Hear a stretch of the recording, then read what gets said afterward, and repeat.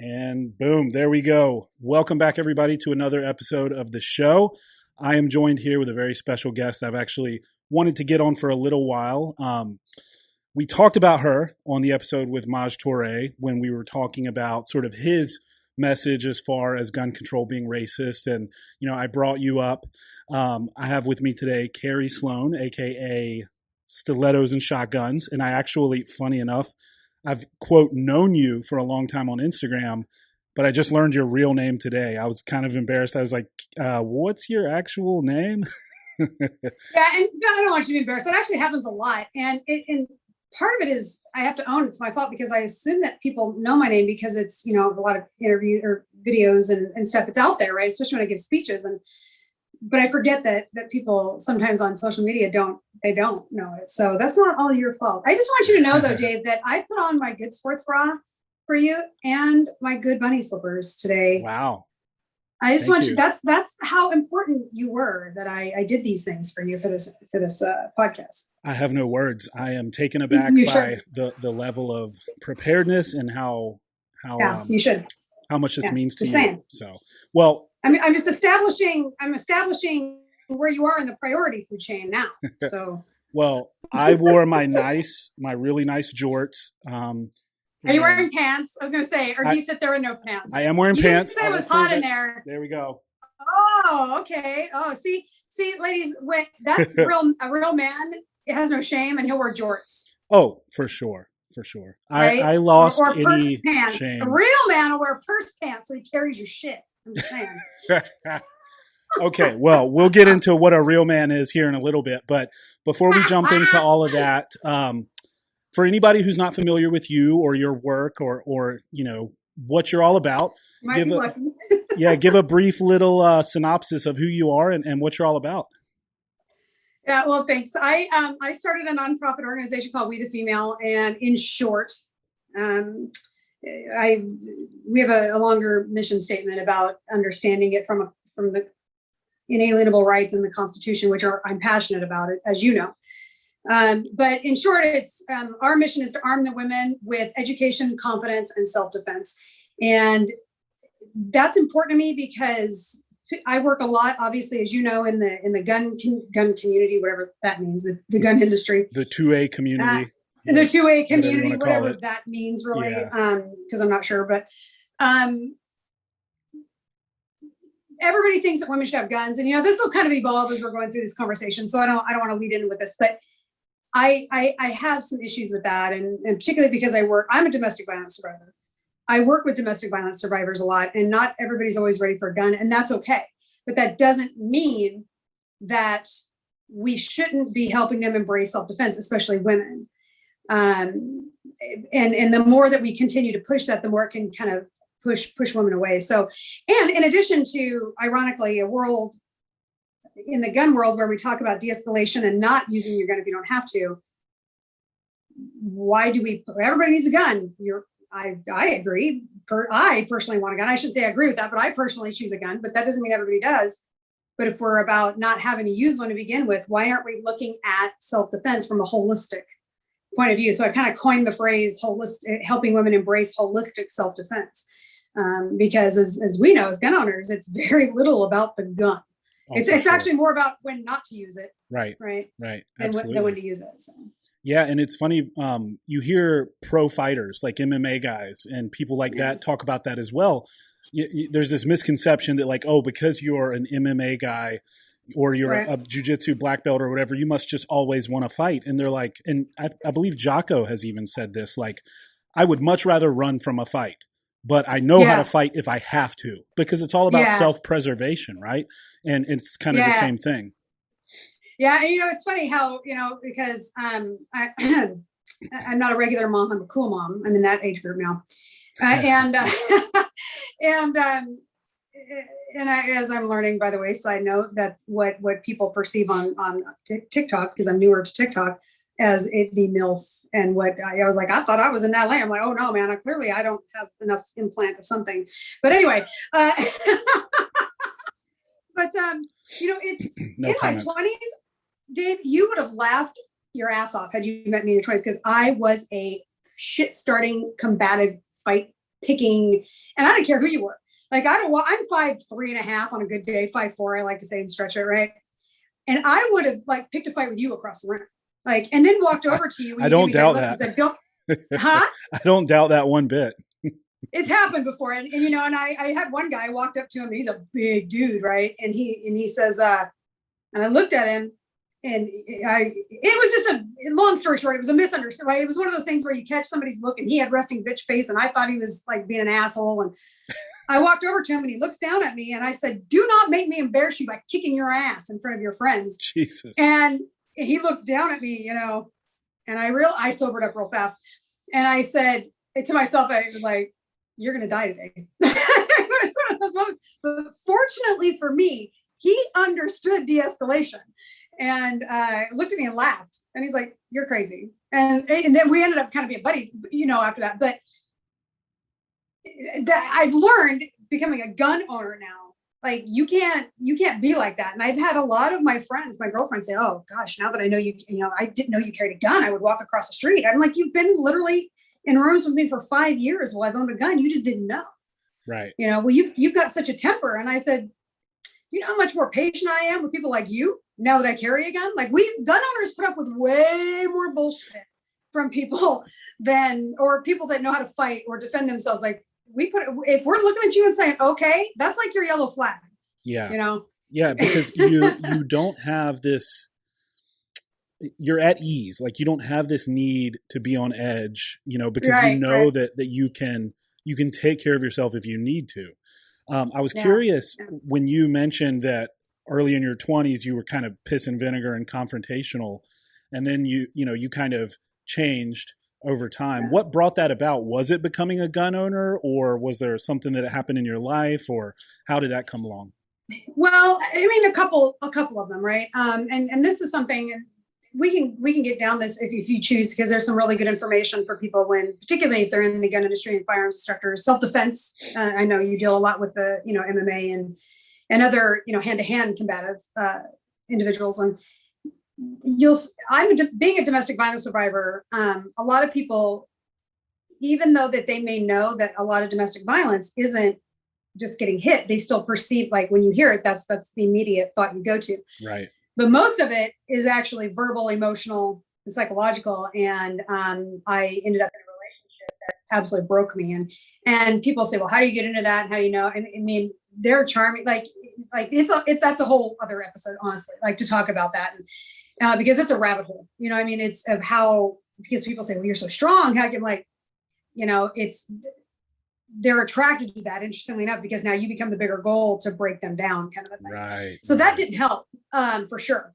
But then realizing after coming through that, and for me, having severe PTSD, and I know, you know, also I know you work with a lot of veterans and stuff, and that's a big buzzword, you know, for gun control, especially.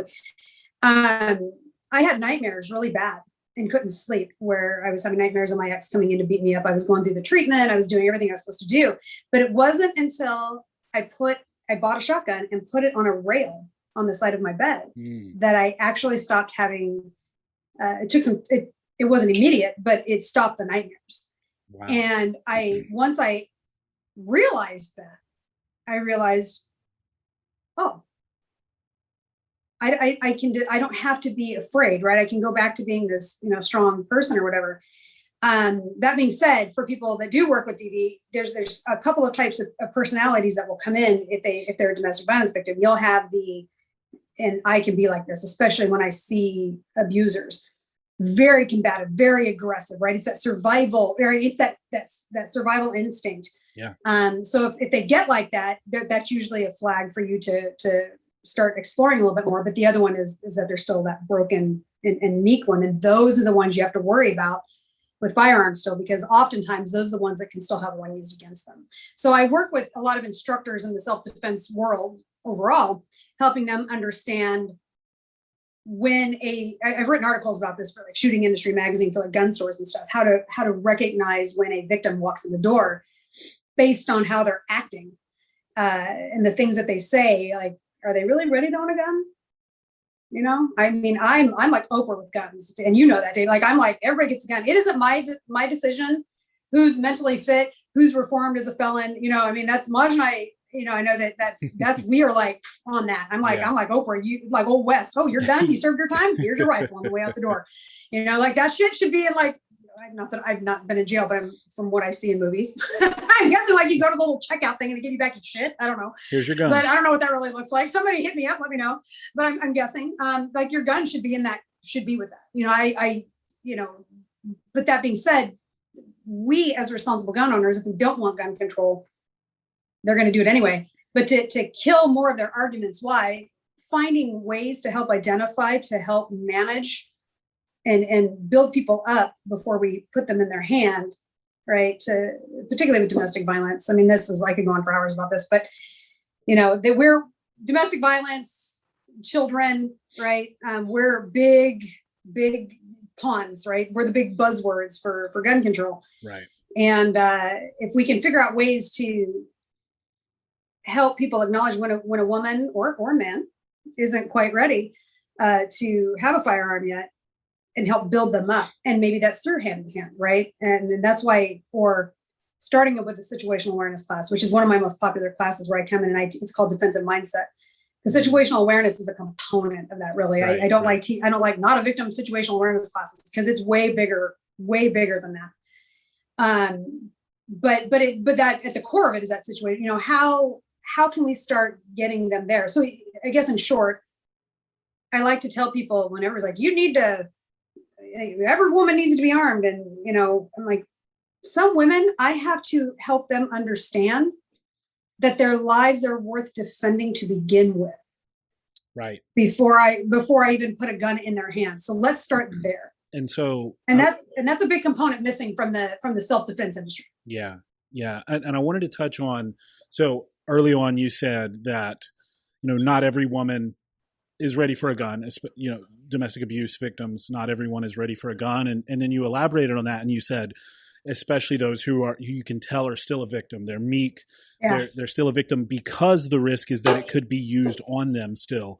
Is that the primary group within domestic violence victims that aren't ready for guns? Is that what you see? Or I mean, in short, yeah. I mean, the short answer is yes.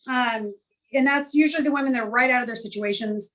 They're the women that are still struggling even to, hold their boundaries with making sure that these men adhere to their no contact orders, what I mean?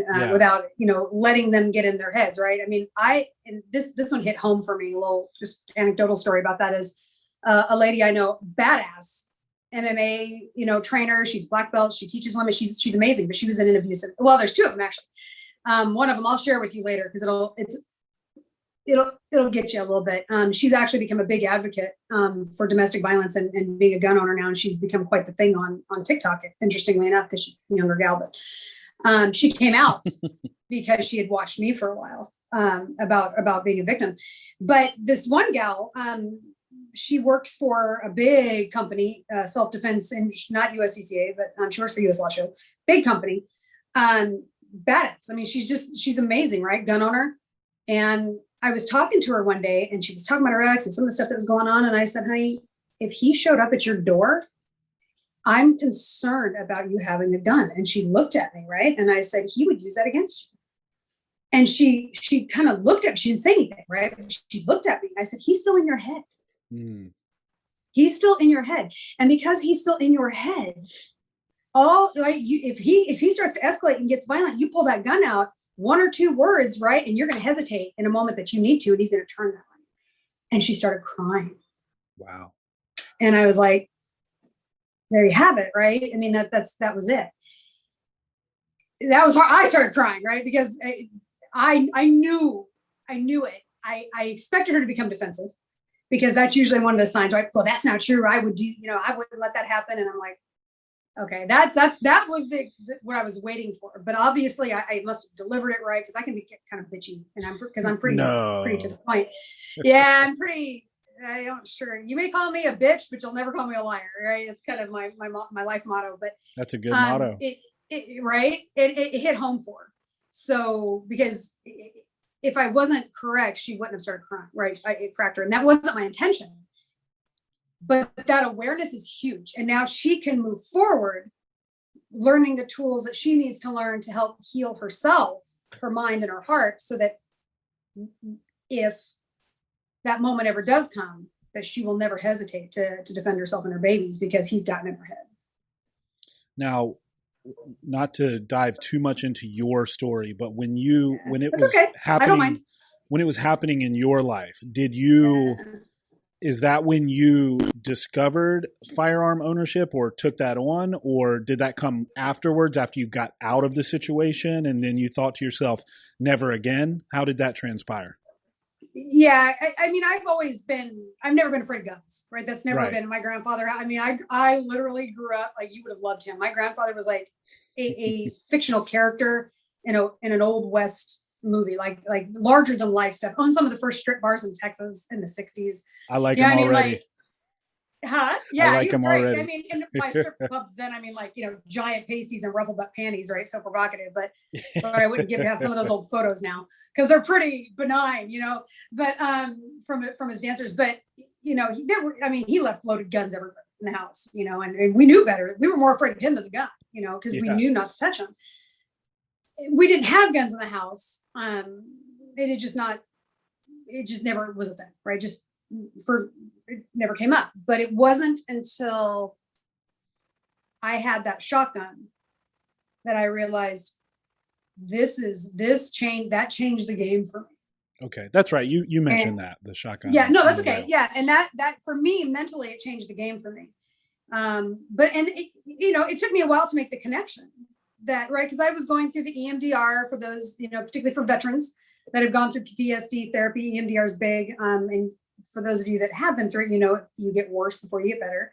Boy, so there was some real rough patches for me, for a while in there, and so it took me a minute to realize that there was a connection to having a firearm and helping me feel more confident and safe. I went Colin on the war shared one of my posts about 3-4 years ago now,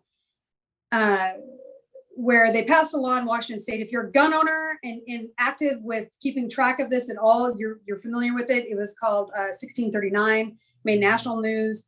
It was a bill. It was a lot of stuff, a lot of bullshit thrown into it. I'm actually GOA are my attorneys, and I'm the plaintiff, headed to the Washington State Supreme Court to get that thrown out, by the way.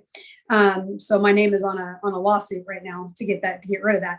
But Ooh. 1630, one of the components of 1639, of the many bullshit components in it, is now when you sign a 4473, and for those of you that may stumble across this video that have no idea what that is, that's that little background check form that they tell you doesn't exist. Wait, yeah, So, they do background checks? I thought they didn't. All right, FBI background checks, the NICS system, right? These things exist. So yeah, but there's a loophole, right? Your elected representatives tell you need background checks. They're telling you that because they want to be reelected and they want you to think they're doing something, and they're fucking idiots. Or they know and they're being manipulative because they already exist. Anywho, so in Washington State, when you sign that form, it is now a waiver of your medical record. And they can look through your medical record and tell you and decide, the medical health authority, whoever that is, like that's not even defined, can decide whether or not they feel you are competent and capable of owning a firearm, and can deny you the purchase of a firearm based on what they find in your medical record. Now, one of the things, I don't think you've had the chance, that you found me a little bit later than when I did this a lot more. I need to get back to doing this, but I used to do I still do it, just not like I used to. A lot of live streaming where I do advocacy, educating people about bills and how to handle them. One of the things about policy is that when policy is written, and it's done intentionally, is policy is written by elected representatives. I never call them officials or legislators because they literally represent you. You want me to go off on that later? I'll go off on that later. Because people are fucking weak about that shit and it makes me crazy. But they oftentimes, it's not even often, it's always how they're not written, not how they're written that will bite you in the ass. For example, this one, the health authority, Washington State Health Authority, gets to decide whether you're competent. But there's no criteria written into this bill that says what they will qualify, what they won't qualify, what medications, right? There's a lot of medications people take that are classified as antidepressants or other things that they take them for other issues. My girlfriend had a double mastectomy and a hysterectomy for breast cancer, and she had to take a medication that was classified as antidepressant, and she wasn't depressed. So there's no criteria in there about what they will approve, deny, which have you, nor is there any criteria about how far back they can look in your medical record or what prevents them from looking every single year. So at any point I go to buy a firearm, they can make the decision to tell me that I'm not competent. Now, of course, after that law passed, what did they do? Because they set this shit up like this, is the next year they passed a red flag law bill. So bet your sweet ass if my neighbor gets pissed at me and calls because they're mad at me for something and tries to red flag me, if you don't think I'm already in their database because of that, they'll come and take the rest of my guns. Jeez. So this is why it's so important for me to help people, particularly women, understand it's not just shall not be infringed. And of course, everything going on in the world right now with Afghanistan, we know they want to take your guns, but right, the bullshit. But this is not about just shall not be infringed. This is about your ability to defend you and your babies, So, and they're finding all of this shit and this bullshit to be able to take that away from you. So it is part of my class when I teach. I became a firearms instructor out of this, right? Because I realized there's no female firearms instructors that weren't NRA certified, and there's only a couple that are female and they're NRA. I'm the only one that's USCCA within 600 miles or something. Wow. Yeah, and the only female non-NRA within 300 miles or something. But that's a huge component of my class, right? Because they don't get the bigger ramifications of what these laws do. And most of the time it's because people read the highlights. Don't tell me you read the bill, because you didn't. 99% you don't, because they make it hard to read on purpose. I have a hard time reading them. I mean, you read the highlights or the summary, or you see that shit on Facebook and you believe what people tell you on Facebook, but you're not reading it. Because if you did, you guys would we would not be where we are now if people actually read bills. Yeah. Half the time the elected representatives don't read the damn bills in their entirety. God, no, they don't even know. I mean, when I testified in Tacoma a couple of years ago, boy, Aero Precision, shouts to those guys. They showed up in droves. That was great. This was not long before everything locked down last year, but we literally had the city council members say, we don't know what's in this bill. We don't know if it's going to work, but we've got to do something. I shit you not. It's on. You can literally go pull it up on YouTube, wherever close, their Tacoma, whatever. It's on video. They say that. And I'd say I'm surprised, but I'm not. Yeah. I'm sorry? I'd say I'm surprised, but I'm not. No, I'm not surprised. But you should be outraged by that. But then again, a lot of people aren't. Let's be honest. They're not, because they're embarrassed because they're guilty of it too. Yeah, absolutely. So the reason I brought you up on the podcast with Maj, of course, was, you presented your argument in a certain way that I had never seen before. And that was really what turned me on to your stuff, to be honest, is I had never heard it phrased the way you phrased it. And that's that, a true feminist supports the Second Amendment, right? And that basically, it's the Second Amendment is especially important for females. Can you elaborate on that specifically in the context of females and why a true feminist does support gun rights in America? Yeah, I mean, and by true feminist, right? And we can talk about that later if you want, because I know that's a big topic that I get asked a lot. That's a fun topic. There's anti-feminists and there's feminazis, and then there's a center, because contrary to what a lot of anti-feminists believe, women and men, we do still need feminism. But feminism is not the bullshit that the leftist, nutty, liberal extremists are feeding. Third wave. Yeah, feminism. There's a difference. And ironically, some of that's being created by just as much the right as it is the left anyway. But we live in this world where victim mentality has become a virtue. And the philosophy of victim mentality on the surface is really, I'm trying to think of how I want to say this. I actually say this in my class, but without going into the diatribe like I do in my class, is, well, I should be able to wear whatever I want because you should be teaching your boys how not to rape. Right. You're right. That is true. That being said, there are going to be douchebags that are going to rape no matter how. I mean, look at Brock. Brock was that dickhead from Stanford, right? I mean, on the surface, he was raised as the perfect kid, would never rape anybody, right? I mean, so the opposite, because mom will beat their ass. But I came from the trailer, so I could talk about that. Like that, some of that shit would not have been happening.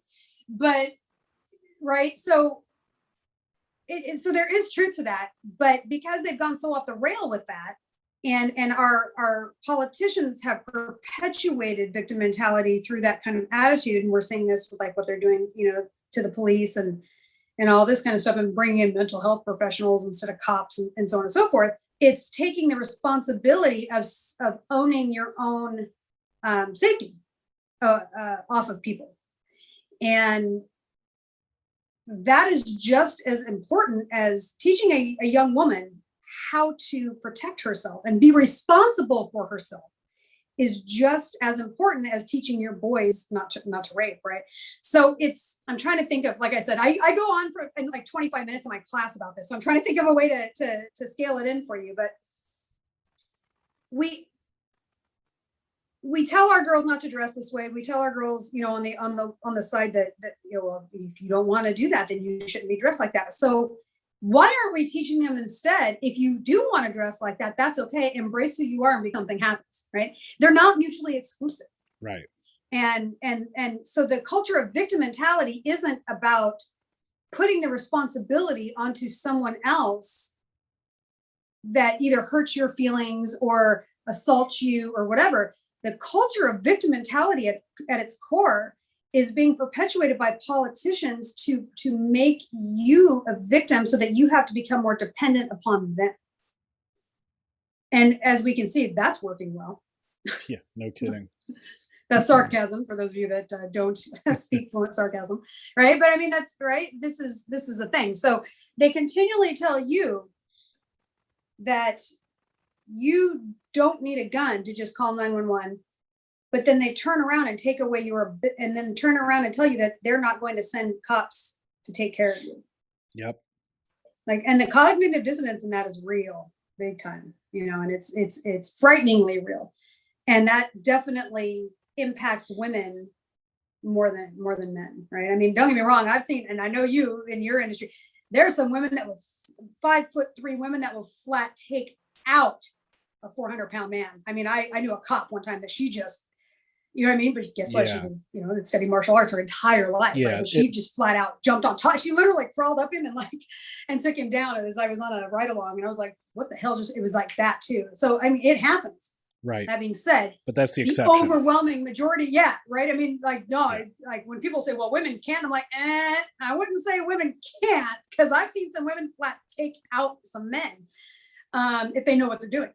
But the overwhelming majority of women are not that. And so things like any form of self-defense really, but particularly a firearm, is definitely going to help level the playing field for self-defense against those men. I've had to pull my gun. I had to pull my gun in downtown Seattle sitting in my car. It was frightening just pulling it. Thank God I didn't have to pull the trigger. But there was no way.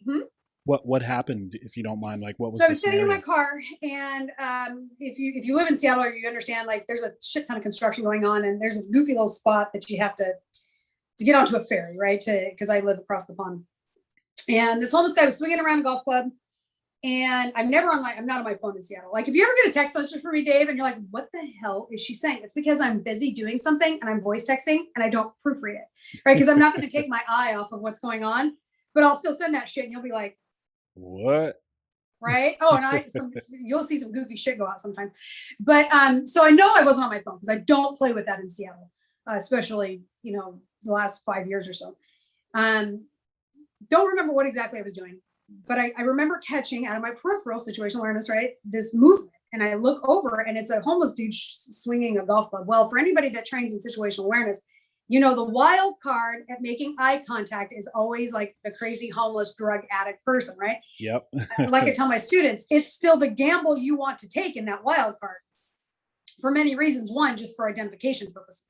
You definitely want to still make that eye contact and hedge your bets. It's still, your odds are still better, you know, if you're ready to defend yourself. Well, sure enough, he comes at my car and he starts swinging the golf club up onto his shoulder like this, swinging it back and forth as he's coming toward my car. So I was sitting where I was sitting, the street light was coming into my windshield, right? So he's coming, I'm watching him, my heart, right, that adrenaline, that endorphin kicked in. And I'm like, this motherfucker back at me, like he's coming toward my car. And then, right, I'm fortunate that in that moment, I had enough time to sit and do a lot of processing, because a lot of times in these situations, you're never going to have this time, right? So I'm like, do I pull it? Do I not? Is he going to, right? And he's still coming. And if I had to estimate, I'd estimate he was maybe 30, 35 feet out at that point. It was 10 o'clock at night. Nobody else was around. There's a car in front of me. Why I didn't leave space between those cars, I don't know. I usually do, so I can drive away. I didn't that night. For whatever reason, I didn't. We're not, even those of us that train a lot aren't perfect. So forgive yourselves. But so I went ahead and I pulled my gun and I got turned, right? I got kind of turned. Yeah. Just enough that I guess he could see it. And well, I didn't guess, he saw it in the light. And it was like a cartoon, actually, Dave, the way he swung it up on his arm, and then like his big foot, and he just swings around and he goes the other way. Interestingly, you know, for all of those things that they say happen to you in those moments, right? Because I don't remember what I was doing right before. I'm sure that whole incident was probably 10, 15 seconds, maybe 20 seconds. I remember it like it's 5 minutes. Like I remember it like I'm watching it in slow motion. And when the endorphins dropped and I realized I wasn't going to pee myself, because that, like, you know, because that happens, right, to people. Of course. Yeah. In that moment, I realized I was going to fucking kill that man. And right, because we can all talk about being ready and being prepared, but until the shit goes down and somebody's in front of you, like that's how a lot of people, well, it happened, right? That the Texas church shooting, right? The first guy, right? He froze. Yeah. And he froze because he knew it, which is a whole other conversation I have in my classes about putting that thought into your training, your mental training. But you really don't know until you're in that moment. And for me, it was a huge cathartic moment. And for me, moving forward, even more confident with self-defense, I'm like, I will fucking shoot you. Like, I will do it. Right. Because I was faced with it. And afterward, I was like, there was no question. I was like, Kerry, I was, having a conversation with myself. I was like, you were going to fucking kill that guy. You were going to pull the trigger. And I'm shaking, you know what I mean? Because it's you're like, it's real shit, man. I mean, anybody that tells you that, I'll never feel bad for killing anybody, or I'd be okay. You're not. You won't be. Like, that's some serious shit for all of the reasons. And I didn't even pull the trigger. And I was like, that was real. Yeah. So you really don't know until you're in, and that's whether it's a situation like what you're in, or even, take it to the outdoors, like encountering a predator in the wild. Right. Like you don't know how you're going to react as much as you train, as much as you know what you're supposed to do when you encounter like a grizzly bear. When those endorphins kick in and your primitive, response mechanisms take over, like you really don't know. So I imagine that was reassuring to you to know, like, okay, when I'm presented with this, I know that I'm going to respond in this way now. Is that like kind of go ahead. I'm sorry. I was just going to say, is that like kind of the closest call you've had with brandishing your weapon in a real world scenario? Yeah, it is. And interestingly enough, is, back to that whole, how much more you can take from people, like that, just my mental preparedness level up with that was even higher. I'm like, now that I know all, like even subconsciously, like you're like, I would do this if I had to, right? Until you're faced with it, like you're talking about. Yeah. But once you go through that cathartic moment, like it like levels you up into a different Zen space with being ready, and how much more you're able to walk away from that you think that you would normally. I don't know if that's making any sense. Yeah. But, well, you have you have more belief in yourself. You have more trust in yourself. Right. Yeah. And to know that you can walk away from a situation that normally you feel, and I'm not saying that you were right or wrong in those situations, because in that, whatever that said situation is, as people are listening to this, you may legitimately have felt you needed to, and you may have, right? And in normal circumstances, even a court would say, yeah, you could have, but boy, how much more fucking badass would it be for everybody to be able to, even if you were justified, still be able to walk away and not have to do it. Man, let me tell you, it's, as much as you're going to be affected negatively by pulling the trigger, even if you're justified, when you're justified to do it and you don't, boy, that headspace it puts you in is a pretty powerful space to be in. Yeah. Yeah. And you touching on this scenario rather, it's an important point, because something that a lot of anti-gun or anti-2A or, gun control people don't like brought up or don't ever focus on is how much violence is avoided by defensive use or brandishing a weapon, or just like it's orders of magnitude greater than any harm that ever befalls a person due to gun violence. Right? Yeah. Yeah. And, I love that. I'm glad, that's a great talk. That's a great point. And I think that even in the industry, we do not acknowledge, and maybe that's where you're going with that, but we should be acknowledging, right? We obviously acknowledge when we have to use force and it comes out in a good way, the good guy with the gun stop the bad guy, but we really do. That's a good point. And maybe we should write about that or something together, but like, we should maybe start acknowledging those stories where people were justified and didn't. Yeah, right. Absolutely. And we're able to walk away from it, because I think that it could help to change some people's mindsets, because there's still some cavalier mindsets out there. And don't get me wrong, like there's a reason a lot of the young anarchist kind of dudes and stuff roll with me, because I will light it off. Like you know what I mean? Like I am not afraid of, I taught my daughter from the very beginning, we live in peace, but if violence is to come, let it begin here, because I will fucking go down in a bloodbath to defend my daughter and her liberties, right? And I'm period. Yeah. I'm giving up my business. I selling my home, my family's moving across the country to homestead, like to go off grid. Like I'm the put up or shut up, and I fucking put up, and will continue to.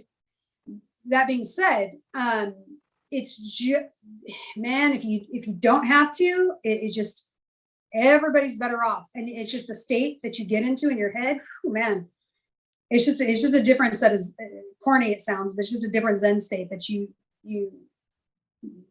that should be acknowledged more. Yeah. And encouraged more. Well, even in the industry. Yeah. And I mean, if you just think about your situation that you just described, like if you didn't have a weapon that you could just, I mean, all you had to do was let the light hit it, and, he saw it, and that was it. Ladies who are listening, females who are listening, like think about that. Like what, if you didn't have that, what would have transpired, right? Like you would have had an altercation with this guy. You would have had to have at least exchanged words with him. It would have been an unpleasant situation. Who knows what would have happened after that? And it was all avoided just because you had a weapon. He saw it. You let him see it, and that's it. And there's no more violence. There's no more interaction beyond that point. And so I think that is important. And I think that especially, females listening, because this is who we're truly targeting with this podcast, is like, you don't have to think of gun ownership as you're a hammer and everything's a nail. You can think of it as like, it's a deterrent in most situations to allow you to avoid confrontation, really. Wouldn't you say? Especially for a woman. Especially for a woman. Especially for a woman to a dude, right? Because they're not expecting it either. Exactly. You know what I mean? Like with men, right? Men, their egos and the testosterone. I mean, that's a thing. Right? I'm not trying to poo-poo men. I love my men. But that's a thing, right? And so in a lot of cases, yes, will it de-escalate even male on male violence? Yes, but sometimes it'll escalate it, right? Whereas with men, they're like, what the fuck? And maybe even if he was still gonna, but just that split second of him going like this because you did something he wasn't expecting, right, that might be enough for you to get out and run away, Absolutely. And we really don't focus on that enough. Like I loved, this is one of my favorite things we talk about in my class. I'm like, when you're aware of your surroundings and you're watching what's going on, right? There's a couple of different types of targets, right? There's the guy that gets angry and just loses his shit. Because you said something or made him mad, or he's drunk and you turned him down in a bar, whatever, right? Yeah. And then they're combative. And then there's the dude that's been watching you, right? Preying on you, right? He's the guy that's waiting for you to freeze in that situation, right? He is counting on you not reacting to defend yourself. So the minute that you peacock up, right, and you become bigger, like they're not, he's like, whoa, that's going to throw them off too. Right. Yeah. But even for the dude that's, being an asshole in the bar, right? They're not waiting, right? Because their ego, that's ego driven, right? And they're already ready to fight and fuck you, you dumb bitch. And right, because we see that a lot now, and partially because the goddamn feminazis are spinning that bullshit up. Well, want to be equal? Because there's a lot of honestly speaking, as a man though, that's also a lot of insecurity on the man's part too. Fact. Absolutely it is. And whatever, his mother didn't use the right fucking diaper cream when he was a baby or whatever, right? I mean, but that's right, because that shit's all rooted somewhere. Like you didn't breastfeed long enough or some church long. Usually it's that. But it's the whatever it is, right? That's ego driven. And and sometimes in those situations it's a no-win for a woman. And what I mean by that is, if you try to stand your ground, they're going to want to pick a fight with you because they have no respect for you anymore as a woman, for all of the reasons, we can talk about later if you want. Or you de-escalate, you walk away, and now they're mad because you've insulted them in front of their friends, right? And now, you walking away makes them look stupid, which can make them mad and want to escalate. So it's, boy, you pull out that weapon and it's amazing what happens. I'm big on flashlights. I don't know. Do you know about like using flashlights as a de-escalation tool? I mean, I know that you can. I don't know, anything like the big strobing lumen ones, right? Yeah, I mean, even if you pull that out during the day, I mean, obviously it's going to stop somebody long enough to go, what the hell is she doing that for, right? And sometimes that's all you need. I don't want to get hit in the head with a mag light. But those of you, I don't want to get hit in the head with a mag light, You don't, nor do you want your eyes hit with a strobe, with that too. 2,000 lumens coming at you, right? So, and flashlights, ladies, you can get into bars, you can get on airplanes with them. That's its own, kind of a thing. But sometimes just enough to kind of to shake them up. But we live in this world, Dave, where we teach. I've had this conversation a lot, especially recently, where with my daughter going to college, and I taught my daughter a couple of things that I'm very proud of, and for the anti-feminists out there is still some bullshit that exists with toxic masculinity and patriarchal bullshit. I mean, some of that stuff does exist. What the left wants you to think it is not what it is, but it does exist. And it's things like we as women legitimately kneecap ourselves with our language a lot, and it's things like, I'm sorry, I just wanted to know. Or we all do this one and this is gender neutral, right? And that is, Dave, I'm sorry that, I interrupted you.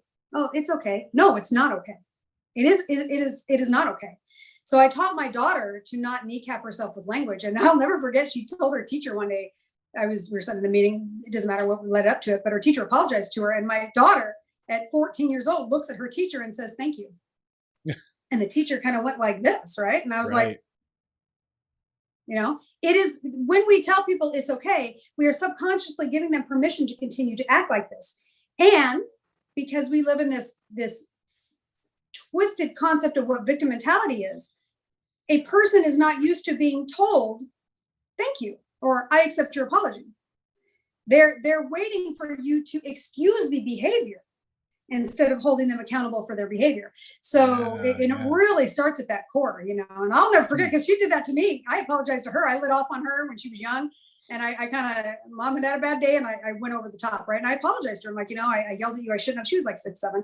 And she goes, thank you for apologizing, Mom. And I was, my first was like, did she just say that to me? I'm her mother. What the hell is she? And I was like, oh, no, Kerry, you need to check yourself, because you literally taught her that. And, but we as women, we do that a lot. And we live in this world where we teach our children, you need to have boundaries, right? Male and female, this belongs to everybody. Teach your children boundaries, teach them to say no, teach them to take care of themselves. But then we turn around and particularly now this one, particularly for women, right? When we do hold our boundaries, then what are we told? You're being too dramatic. You need to stop being so sensitive. Don't overreact to that, right? So we're teaching our kids that they should have boundaries, but we're not teaching, number one, people to respect boundaries. And number two, we're not teaching our children the right tools to put in, what do I want to say, to set boundaries and hold to them, right? We tell them to set it, but we don't give them the right protocols for how to do it. Right. Yeah.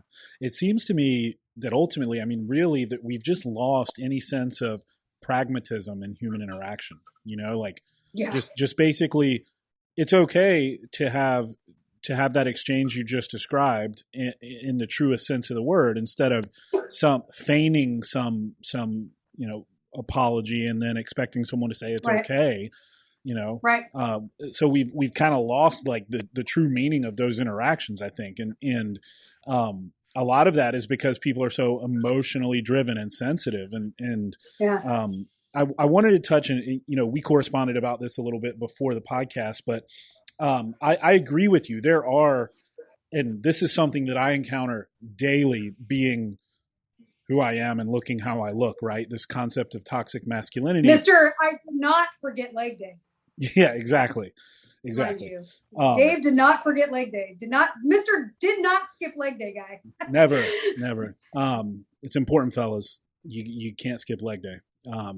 But toxic masculinity is a real thing. And what I hate is that basically we've gotten to this point where there's this overarching paradigm that masculinity intrinsically in and of itself is toxic. And that's not the case. Masculinity is a great thing. We need masculinity in all facets of life, but there are toxic aspects to it. And I was curious to get, before I elaborate on, kind of how I feel about that stuff, I was curious to get your thoughts, because I think that you have a great perspective on it, and I'd like to hear it. Well, thank you for not manspreading your toxic masculinity over into my space by taking lead on this conversation. I'm teasing. But, I am manspreading in my chair. I apologize. But I'm not gonna lie, I'm kind of manspreading right now myself. But I'm woman spreading. And listen, ladies, okay, just as a side note on that, listen, y'all girls, listen, sis. Y'all know you're woman spread when you put your goddamn purse and your hand, and your shopping bags and all that shit. You spread that shit all around you so nobody can sit down when there's a seat. That's true. That shit too. That's true. That does happen. Yeah. Now, sometimes it's a safety mechanism. And I think in some ways, this is just my dime. I've been in the beauty industry for 30 years. Or as I like to refer to it, the business of women, because this is how come I've been able to start teaching firearms and being an advocacy in a different perspective, because I don't teach it from the gun rights. I teach it from women and how they think. Yeah. So it's a little different. But part of that, I think, has been rooted in women creating that bumper space, a subconscious boundary. Yeah. Right. Yeah. I think that's some of the case now, but some of these women out here have lost their minds with this shit, thinking that they're entitled, right? And so when the old man is standing up on the bus or whatever, and she won't move her goddamn purse so he can sit down because, screw that, screw the patriarchy, that's not okay. So interestingly enough, particularly, and I'm sure that, in the fitness world, there's, you probably see some of this as well, but the toxic masculinity that usually ends up existing a lot of times are in these very male dominated, strong, testosterone driven communities, right? My world. and things that should be making men great can also make them dicks. And then they wonder why women don't want to train with men, right? It's not because we're insecure about our, mom bellies. It's usually because you guys talk to us, the guys that are like this, let me qualify that statement. It's usually because that has set a pattern for us to feel like, you're going to talk down to us. And so after a while, that becomes a thing. Big in the gun industry. Huge in the gun industry. And that is a battle that I fight constantly between men saying, well, I teach women and I know how to handle it. If you're telling me that, chances are you don't. Because it shows me that you're not willing to actually stop and listen to something else that you may need to hear about a woman, right? well, I teach domestic violence survivors all the time. I know what I need to do. Do you? Do you? Oh, so You know, basically, you encounter a lot of times men who aren't willing to hear your perspective right, right. in the community.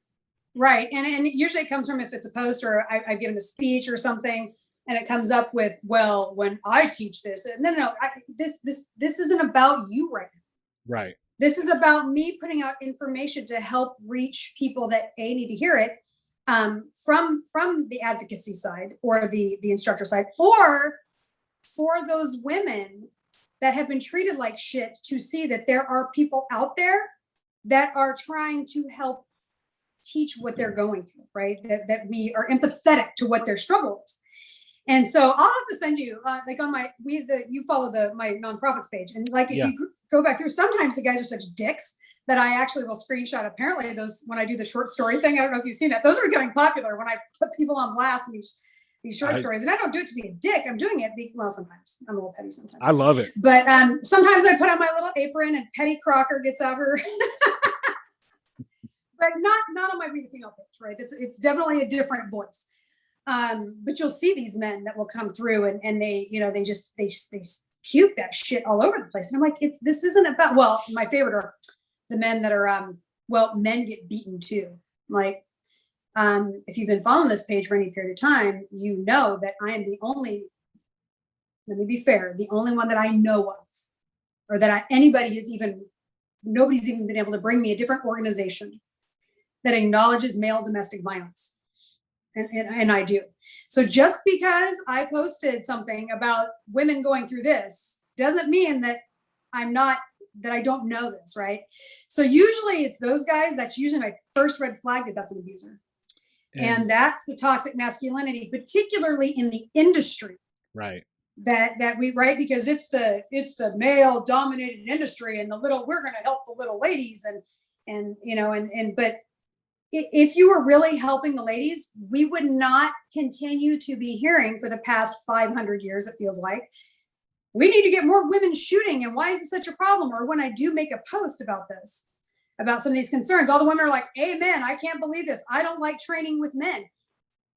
It's obviously still a fucking problem, but y'all ain't willing to hear it, So, and there are women, I mean, I've had that with women that have that chip on their shoulder because they think that they need to compete with the man.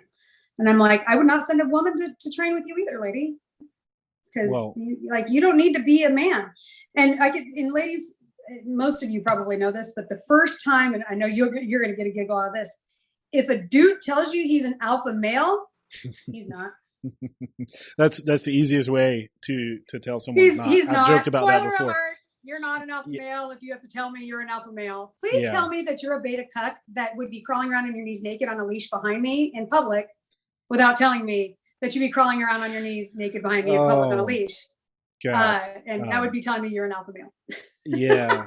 Well, so I charge true. a lot for that, and I charge more if you want me to wear thigh-high boots. Just all right. Well, it was like, okay, we'll link to that after the show. Did you send me that release form? Yeah, for real. I didn't know that you had those classes.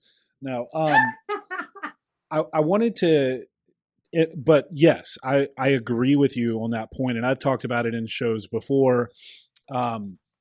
You and a couple of things. So I agree with you wholeheartedly that these guys. This is a big suitcase to unpack. It really is, and like I said earlier, I think a lot of this truly, a lot of the things that we label as toxic masculinity, and honestly though, I truly don't think it's limited to men. I think it's toxic people. Correct. It stems for the most part from insecurity and pride. And I think that's what you're seeing in the gun community is like, these guys who they feel as though it's an attack on their self-worth really to have to acknowledge that someone might have a better idea or a better grasp on a situation because they're especially prideful. A woman in a male dominated industry. Right. Exactly. And so, I can fully see that. I mean, look, I have immense respect for badass women like yourself. And, I have a daughter now, so I'm, I wait till Auntie Kerry gets a hold of her. I can't wait. Like, I truly can't wait. and I think things are going in the right direction. I don't know if you would agree with that, but, at least like what I see on social media, the number of women I see getting involved in shooting sports and in advocating the Second Amendment, and even in hunting and fishing, because I'm really into those worlds as well. Of course, combat sports, all that stuff. Like, you see it, and I think that the picture that's painted by, and I hate using this nebulous term, but really it is like the left, right? For the most part, it's folks on the left. It's not the accurate picture of what the dynamic between men and women and, the toxic aspects, because, by the way, I think just as much as there's toxic masculinity, there's toxic femininity too, and absolutely. And that you're beautifully, I'm going to let you finish.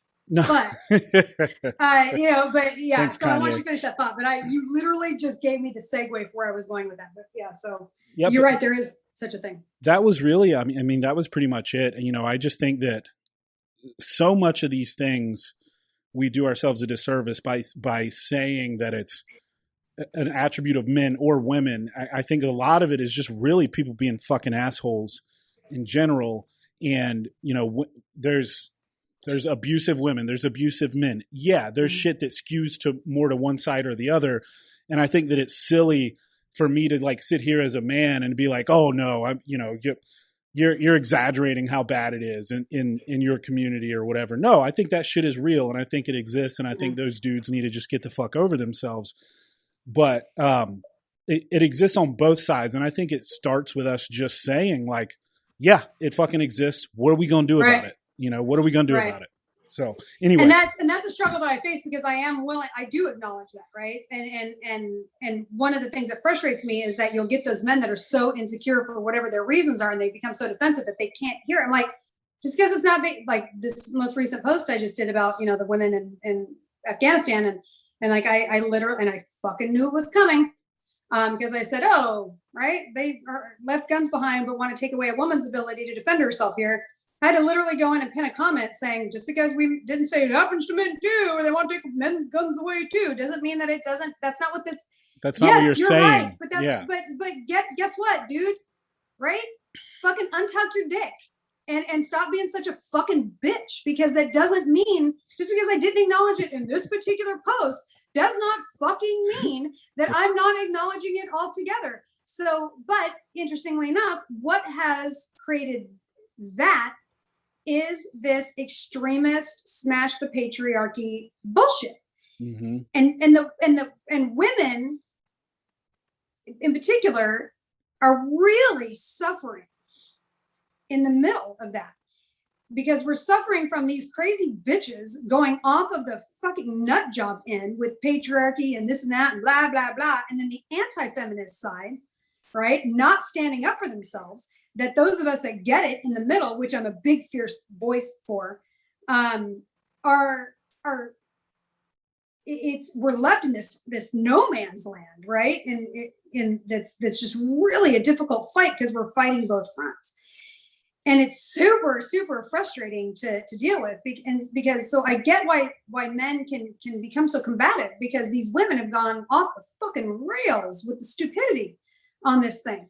But you're not doing women any favors, especially in male-dominated industries, when you come back with that shit. I don't know if that makes any sense, if I'm articulating it the way I'm thinking about it, but that's not helping the situation. You will literally continue to push women to the other side. And just like mansplaining does exist, right? I mean, can women be condescending? Absolutely, women can be condescending, but in a male-dominated industry, that's already something that's an issue, right? So think about that, right? I mean, if you walked into a salon, right? I'm from the day spa industry. You probably will get some woman-splaining about some shit, right? Because I would hope so, because I don't know what the fuck I'm talking about in a salon. Right, exactly. And so there will be women that will do that to you, and that's not okay either. right? So acknowledging that we're in a field that can already be potentially intimidating, like my girlfriend, she finally bought a gun after I've known her for 20 years and finally got her to buy a gun. But I asked her, I've actually written a program. I have a full program that I've written for gun stores to like start to change the conversation about what this looks like for female customers and so on and so forth. Nice. But I interviewed a bunch of people in and out of the industry as I was writing this program. And she was one of them. And I said, why have you not gone to a store? Or why are you waiting for me, or whatever? And she says, because, and I loved this. She says, because I don't know what I don't know. Yeah. Yep. And I don't need somebody taking advantage of that or talking to me like I'm an idiot just because I don't know the information. And I was like, right. It was such a profound statement. But in this very male dominated culture and or industry, and an industry that tends to perpetuate stronger males, right, that have this protector kind of attitude, they can tend to have that tendency to be condescending to women. If that, for those that think that this isn't a problem, if it weren't a problem, go through a few Facebook groups or go through my comment sections on We the Female and see how many women say, thank you for saying something, or, oh my God, you're right. Like it's obviously, and if all of these industry companies in the industry are still trying to find ways to market to women, it's a problem, right? So that's where we have to start, right? Where do the dollars come from, right? Everybody keeps saying women are the largest, fastest growing demographic of the industry. Now, I've only been I've been a gun owner for years, but I've only been in the industry for 4 years. But I literally feel like I've been hearing that for 500 years. Yeah. But nothing is really significantly changing for the most part. And there's a reason why. It's because people aren't hearing the core of why. We don't need a gun designed for women. I guess there's a big manufacturer coming out with a gun that they specifically designed for women. We don't need that. We need you to hear us when we tell you how you approach us about education and sales is different. That's what needs to happen. And for whatever reason, there's a disconnect to that. And I like, you can't just keep providing products for women, right? That's cool, right? And yes, guess what? You might get a woman to buy a gun if it's pink. Cool, right? Whatever. I don't like pink guns, but I'm not going to judge a woman because she wants a pink gun. Dude, I know some dudes that carry pink guns, but I would. Right. Or would, right. But that's not the problem. The problem is how you're approaching the situation. And, I've got a 10-minute video of a girlfriend of mine who went in to pick up her gun when it was transferred because she bought it online and how the men treated her in the store. And they barely would acknowledge her, barely would talk to her because they were too busy talking to the guy hunting. But she had ammo questions and she had this because she's a new gun owner.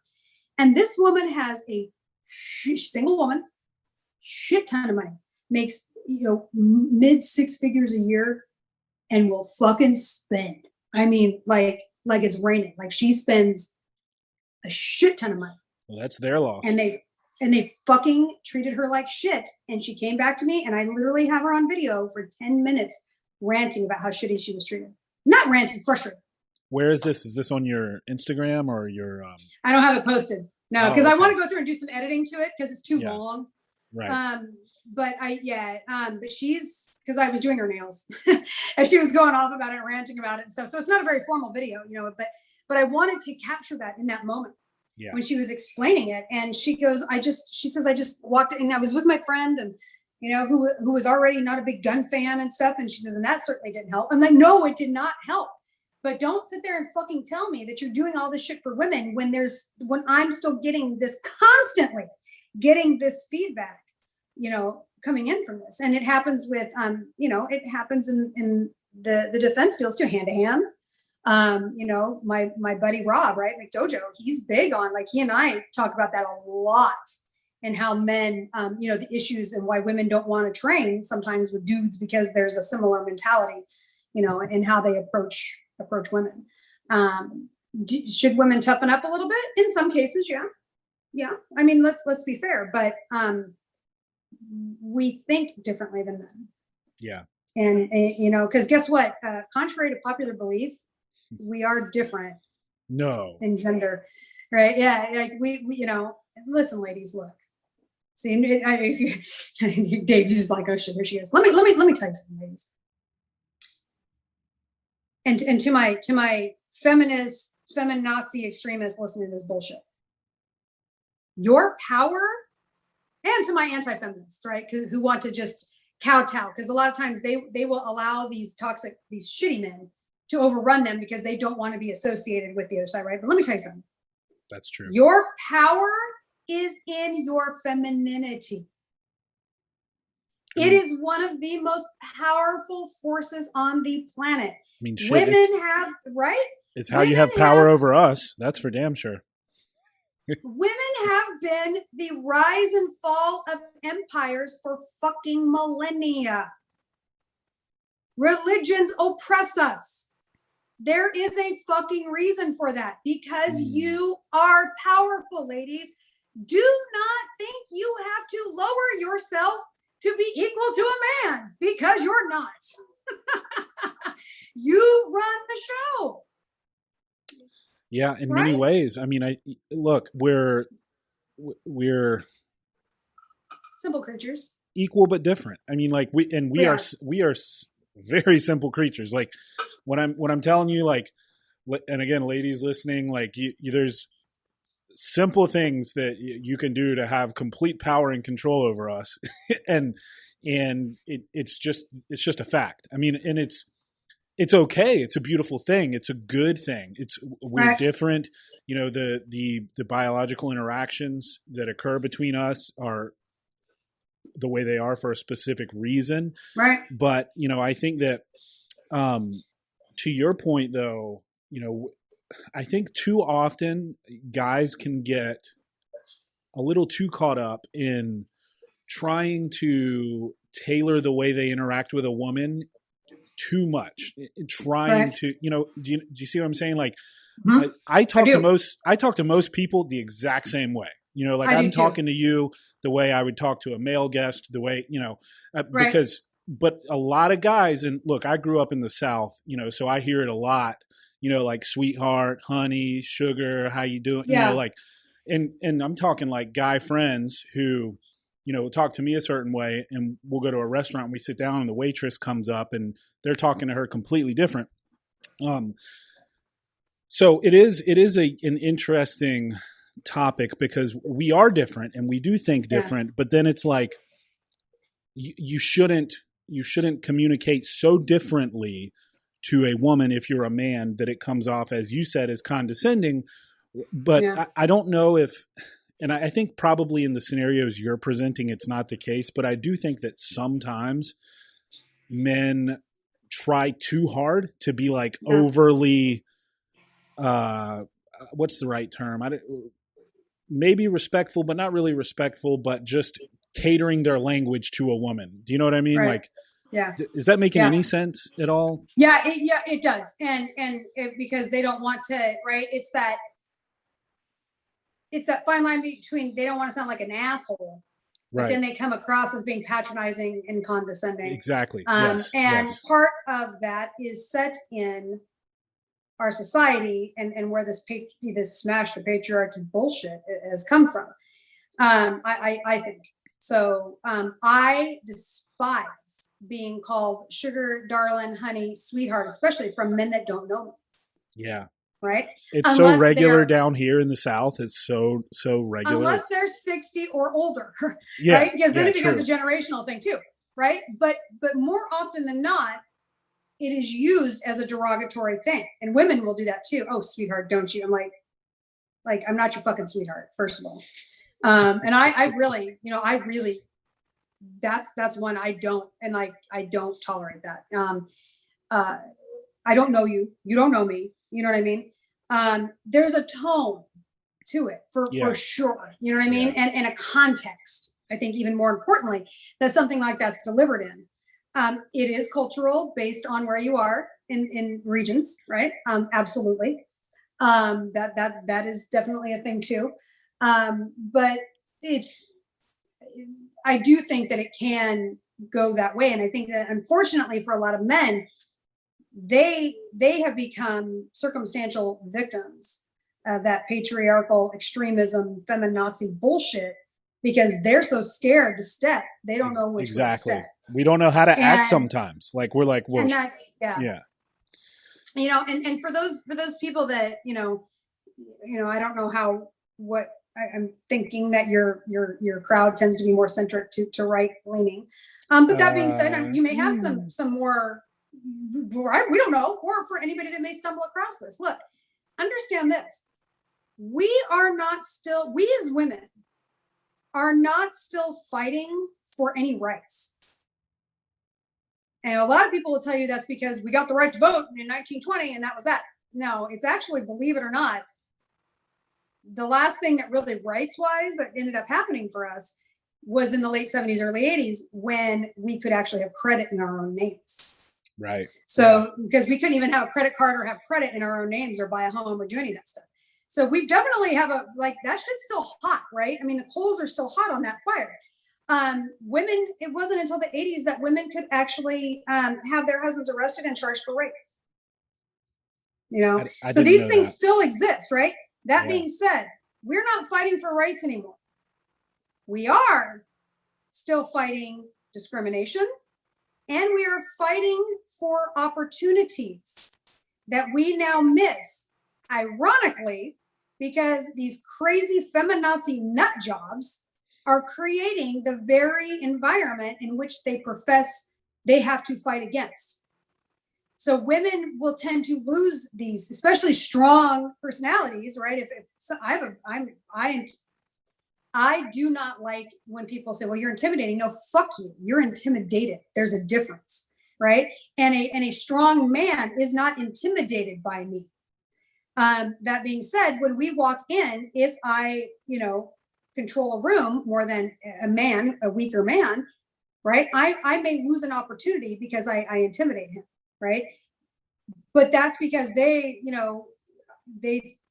mind automatically goes to this beating that they've taken, this emotional beating and cultural, societal beating that they've been taken from this bullshit feminazi crap forever, But let me tell you, ladies on the right and the anti-feminist crowd, y'all are just as guilty of some of this shit, right? Because you've allowed it to continue to happen, right? And by not setting your boundaries and by letting some of these the legitimately toxic men push you and not say shit and hold to your boundaries because you don't want to be perceived as one of them.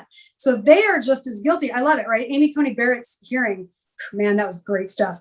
We watched, we're big on C-SPAN in my home. Big on C-SPAN. You really want to know, like right now, everybody's like, oh my God, what are they using Afghanistan to distract us from? Like, bitches, what are they gonna, the COVID thing all came back up again today, right? Oh no, to distract us from Afghanistan, like motherfuckers, what is he using Afghanistan to distract you from, right? The minute that you start seeing any drama dominate the media, turn on C-SPAN. That's literally the TVs set up in the congressional buildings, right? Where you can watch the hearings, you can watch Congress going on, find out what the hell they're doing behind the scenes, right? That's always the case. So Amy Coney Barrett's hearing, right? I don't know if you know this, but the first day of her hearing, well, we know leading up to it that she took a lot of shit from the feminazis because she was a mother, right? And I love it because people were like, well, Scalia had 2 more children than she did. Scalia had 9 children, but nobody said that shit to him, right? And that's true. Yeah. But the first day of her hearing, she took horrible fire from the feminazis because she wore a dress and not a suit to the first day of her hearing. And the anti-feminist crowd was outraged. I'm like, y'all created this shit by not standing your ground with that and holding your boundaries to these crazy nut jobs, right? And that tends to be a conservative trait for better or worse, right? Well, we're the ones that don't do that. Like, yeah, exactly. You guys have not held your boundaries and look where that's put you now. Yeah. Yeah. Very true. And for women, it's in a really bad, position for that. I take a lot of heat from conservative women because I not for her gun rights philosophies and some of her core, but I understand this existentially. I'm a huge history nerd, as you know, huge history nerd. And I understand history, not just we won the war, right? There's all kinds of layers to this shit. But I have mad respect for Ruth Bader Ginsburg. Mad respect. And a lot of my conservative friends, anti-feminist female friends, they just think that they don't understand it. I'm like, I don't have to like her philosophy on guns to respect her as a woman and what she did, right? This woman had the stones to say in an interview back early on, right? When she was first, back in the 80s, 90s, when somebody said she's wanted to see more women on the Supreme Court. And somebody said, well, how many women do you think it's acceptable to have on the Supreme Court? And she said, all of them. And somebody was like, oh my God, why would you say that? That's so terrible. And she said, you wouldn't ask that of a man. Right. Yeah. And she's right. Exactly. You know what I mean? So I was like, I hate that stuff. I hate that stuff so much. Like in whether I could go on for hours and hours and hours about that's like a bottle of bourbon and a fucking cigar and just go, right? Because yeah, because like my thing was, so in my opinion, the gender, the race, whatever of who ends up in a particular position should always just be secondary to who was the best for the job. Like, I don't care what you look like or what color you are or what's in between your legs. What are you the best at the job? Like, and so I used to own a chain of restaurants, and it turned out that like all of my general managers over all my locations at one point were female. Mm-hmm. And someone asked me like, oh, you're hiring women for your jobs. And I'm like, no, they were the fucking best applicants for the job. They ended up all good in those positions. Yeah, 100%. Women make fantastic managers. I mean, so much more organized. So like anyway, moms. Yeah, exactly. And so it just ended up that way. It wasn't that I was trying to hire all women or hire a certain percentage. I wasn't trying to be like Joe Biden and say, I don't know who's going to be my VP, but there'll be a woman of color. No, I decided who's the best out of all these people for the job. And it just shook out that way. So I hate that kind of shit where like, to go back to your example with Ruth Bader Ginsburg, where it's like, what's an acceptable percentage of women? Who cares? Who's the best person for the job? If they all end up being women, then they all end up being women. Who gives a shit?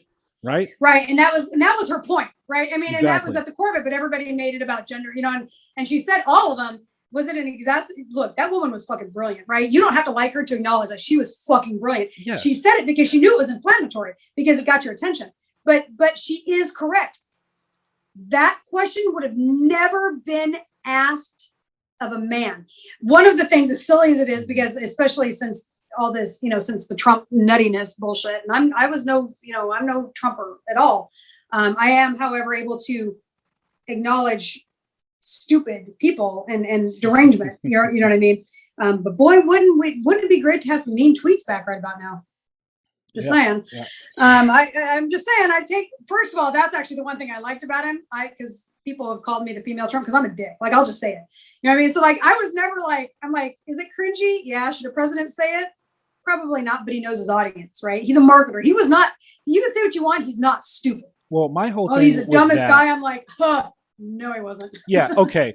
If he's a dumb guy and he became a billionaire and the president of the United States, what does that say about you, who's calling him a dumb guy who hasn't achieved any of that stuff?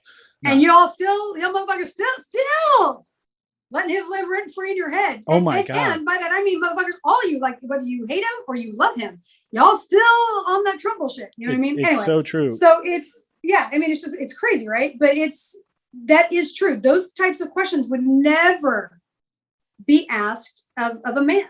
And so that's a great example of, and so like going back to Hollywood and all this kind of stuff, right? These virtue signaling bullshitters.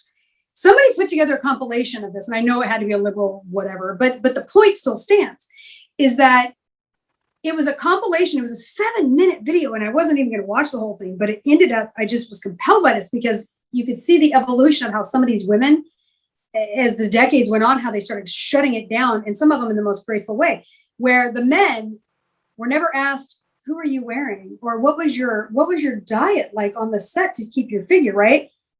They would ask the men about their roles and stuff. And so as it evolved, like Scarlett Johansson was a big one. She says, how come you didn't ask him? Right. And You know what I mean? And right. I was like, boom, right? That's true, right? That is a thing where women have been put in those positions to be lesser because of that. And where that's where we are. And I'm coming from 30 years, almost 30 years in the beauty industry. If you're doing the math, I started when I was really, really young, and I have a great Botox guy. But but I'm a lot older than I look. But that is true, right? And I come from that industry, so I know what that looks like. Where women were not taken as, for lack of a better term, as serious. I don't think we're there anymore. I really don't. Yeah. And the reason I hesitate is because I think that we're regressing. And I think that we're regressing because of that extremist nuttiness from these whack job women out there that keep pushing this. We need to smash the patriarchy. Listen, bitches, I don't want to fucking kill spiders, okay? I don't.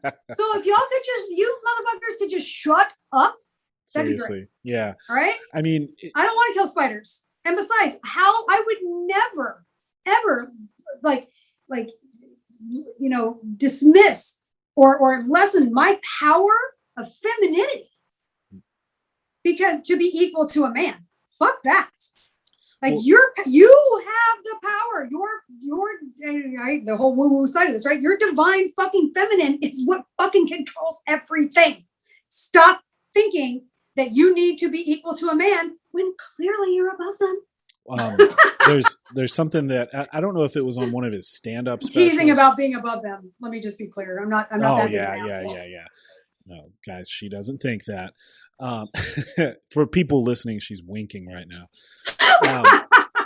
I don't know if it was on one of his stand-up specials or maybe he's talked about it on his podcast, but Joe Rogan made a good point talking about women wanting to be president.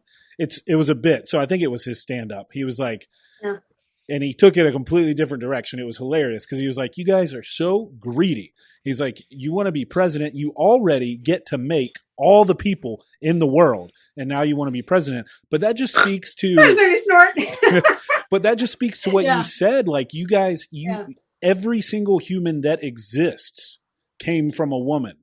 And that's amazing, right? Like that's right. Incredible. And now we have people who want to call them birthing people instead of saying a mother or whatever. Like, give me a fucking break. That. Like, y'all are going to see me lose my shit because I'm tolerant as fuck of people, right? And I support LGBTQ. I have trans friends in the gun industry. Like, I'm fierce, right? Fierce fucking supporters of that. That shit. It's like, weird. You're starting, my trans friends are like, fuck you guys, man. You're making it hard on us. It's really weird. Like, who's coming up with this stuff? Right? Liberal straight women. Right. It's liberal straight women that feel like they gotta, speak for these voices because nobody really focus. I mean, we know, right? The core of like all of this bullshit comes from a lot of that, right? But what happened to them? Like this conversation is actually making me think of that now because that didn't even cross my mind. What the fuck happened to these, 35 to 50-year-old women, right? My demographic, I'm 47. Told you. 37, like, right? 37. Huh? You're 37. What'd you say? 37. No? 47. Yeah. I'm just 47, but we can just tell everybody I'm 30. Exactly. Cool. That's what I was trying to do. Wink, wink. Yeah. So, but you're right. You look a lot younger than you are. I will say Thank you. Thank you. Well, I was in the beauty industry for my money, if your esthetician looks like shit, you might want to quit. You know what I mean? I was just saying. It's just like skinny chef. Never trust a skinny chef. Never trust right. Exactly. No, that's true. Or like the skinny personal trainer. Right. Although that's sometimes not fair because some of I love everybody's like, I want to be a Navy SEAL. I'm like, dude, you're too beefy, man. Those dudes are like little wiry, skinny guys. That's true. They're like, Navy SEAls are not, coming in. No. Kind I ain't running 20 miles. I'm not running 20 miles. Like, I don't have that build. So. Right, you don't have that, right? Exactly, and that's okay. But there's some shit with that. But it's just like I don't, I respect women that want to do it, but like the level of for women to have that physique like men, the shit that they're having to do to maintain that is probably not healthy because women are not made to look like that. Like, we're genetically not built. Yeah. To have less than what was 17, 18, more higher than that, I think, body fat, because we birth fucking children, right? I mean, that's the thing. And look, I'm like, you want to do it? Cool. You want discipline? I like fucking ice cream. I used to weigh almost 300 pounds. right? So there's a reason for that. But but I like to eat. What were we just talking about though? Because you were just like, there's something that you wanted to say, and then we went on a tangent. The Karens, essentially, right? Okay. The Karen culture. Yeah.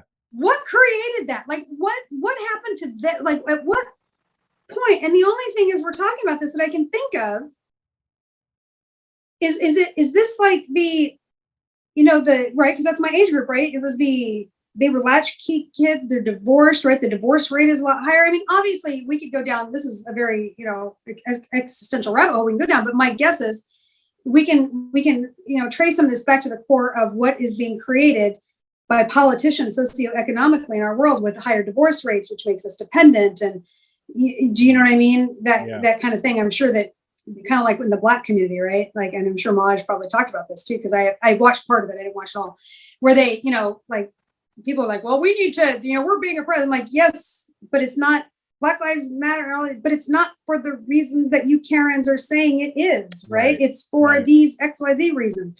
But that's also happening with the patriarchy and all this kind of stuff and the gender stuff and things. So I'm like, I'd be curious there's got to be somebody out there that's studying this. You make a good point, because a lot of this stuff, a lot of it really does boil down to like straight white women trying to tell every group how to live. Yep. And men. I'm just saying, but like the Karens, But like, even as simple as like the whole Latinx thing, like when I talk to my Latino friends, my Hispanic friends, like they're all like, we don't use that shit. We don't want that shit. But I have a Mexican employee that's like, the fuck is wrong with your people? I'm like I don't blame them. But you still see it perpetuated in like corporate documents and all this stuff. And it's like, where the hell is that coming from? Because these groups don't want that, I grew up, I was the only white kid in my friend group up until about sixth grade. All Black neighborhood, Black and Hispanic for the most part. And like all my friends who I still keep in touch with, they think defund the police is the most ridiculous thing, because we grew up in a bad neighborhood. We needed the police. Especially Black folk are like, nah, man, we don't want any of that shit. Exactly. And so you have these, and there's been videos, I think, by like PragerU and some of these other organizations where they'll go to like, a neighborhood outside of DC, and they'll interview Black folks who live there, and they're like, no, we need the police here. We don't want less police, but you have people who are disconnected from reality that don't have to live in these communities who are saying, no, they don't need police there. Defund the police there. And they're like, stop taking our police. What are you doing? Listen, Karen. Yeah, exactly. Your ass ain't living. Well, I don't know if you know this. I don't know if you were following me at this point last year. Were you following me when I got called a white supremacist and a racist and started getting all those death threats and everything? No, but I mean, that's like a daily occurrence for me. So I got right here in my own community. I live in a town of 10,000, 11,000 people. It is nicknamed Little Norway. Really? So that's your first flag. Yeah. It was a Norwegian. The area it's historic. The city is a historic city because it was a Norwegian fishing village settled. Okay. So that's where it comes from. That being said, yes, you are safe to assume that there is a overwhelming majority of white people here. Most, I would say probably close to 90%. Now, when I moved here 20 years ago from Southern California, I was walking around like this. Right? I mean, there were no Black people. There were no Latinos. There was none of that existed. And another friend of mine was from LA. She lived here a couple of years longer. And I went to her, I'm like, am I tripping? And she goes, welcome to the Great White North. Wow. And I was like, wow. I mean, you get over to Seattle, it was, obviously more diverse. And I'm only an hour and a half from Seattle. So let me be clear. I'm just totally let everybody know where I live. That being all you have to just look at. That being said, I'm out of here in 2 weeks. But so they had a BLM protest here, a couple of them. And it struck me funny. And it didn't strike me funny because it's BLM. It struck me funny for a couple of reasons. One, I have a very sarcastic, very dry sense of humor. So the irony of a BLM protest in Little Norway made me giggle. Yeah. I get what you're saying. Yeah. the other thing is that this is always has been a very sleepy, quiet, laid back town. And we don't get protests here. You know what I mean? It's just not part of the culture here, right? So for both of those reasons, it struck me funny. I shared the schedule, and I captioned it BLM in Little Norway, and with laughy faces. Now, in retrospect, I realize this is my big lesson in learning. Boy, what you say in a text or context, right? The context in written versus your voice, yeah, absolutely, right, makes a big difference, because they perceived it, and by they I mean the white 20 somethings, right? Exactly. Yep. Perceived in my neighborhood or in my area, perceived this as me being a racist. Okay, so fair, right? I can see that now in our day, right, when we were mature and weren't looking for fame on the internet, right? Because that's what drives a lot of this. Mm-hmm. You would have just been like, hey, Kerry, like, did you think about that? Like, what the fuck are you laughing at? You know what I mean? Like, you would have called me or whatever and been like, dude, do you realize I came across? Or what did you mean by that? Right? Yeah. So I am on social media. So I did use it as an opportunity. I'll send you the one picture I took, but I called the police and I said, look, I know this is going on. I want you to know that I own a building. I own commercial buildings in town. And I said, I will be down here protecting my building. And the law enforcement cop said, good, because we've called in 35 extra units from neighboring areas and some state patrol because we have credible threats. Remember, I'm a ferry ride away from Seattle and Panties Spa, right? Yeah. And all their shit. Yep. You know, so they had some legitimate credible threats, and they said, we may not get there if something kicks off. So we absolutely support you being down there. But I took it as an opportunity to dress up and stand in front of my building holding my rifle. And I said, yeah, I do, the caption said, I do not expect any issues out of my little town. But if there is a problem, I will defend my property. So some little bitch in town took both of those posts, put them together, and spun her own narrative, and then doxed me in, these exist, for those of you that don't know this, secret groups on Facebook strictly for doxing racists and white supremacists. So it ended up becoming, I was getting death threats from people as far as California. They went after my business on social media.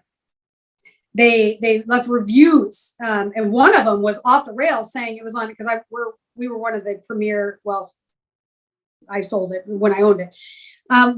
We were the premier bridal, right, for brides for all of the places around here. Like, I ran one of the top day spas in the state of Washington for years, top 5. So in the sleepy little town.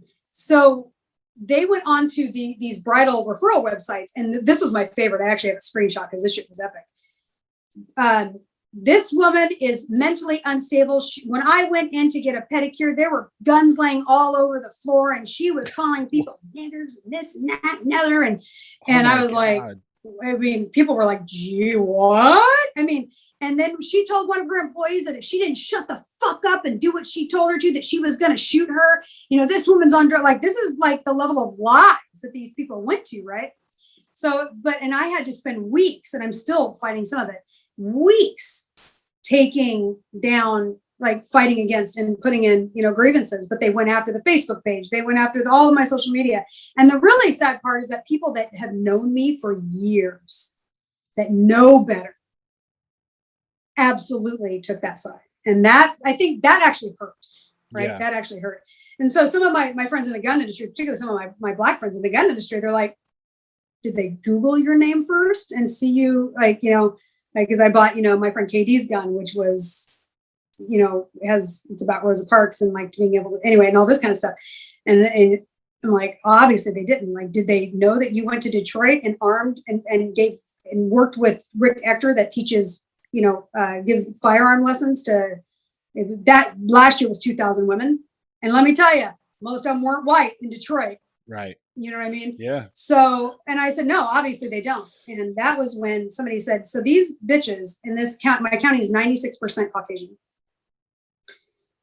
Most of these people have never even been out of the county or out of the state, let alone travel to Detroit or LA to really truly understand the legitimate issues that I don't even like calling people are minorities. I mean, like everybody's so mixed anymore. Like I don't even like using the term minorities, right? But Black people, brown people, whatever, right? They don't even fucking know. They think they've not even seen it to know, you know, and then to have the nerve to accuse me of that.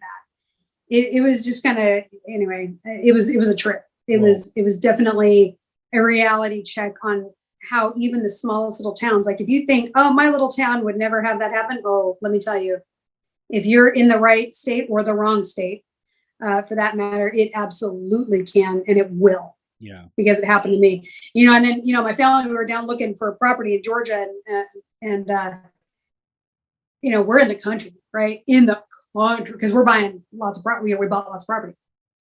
And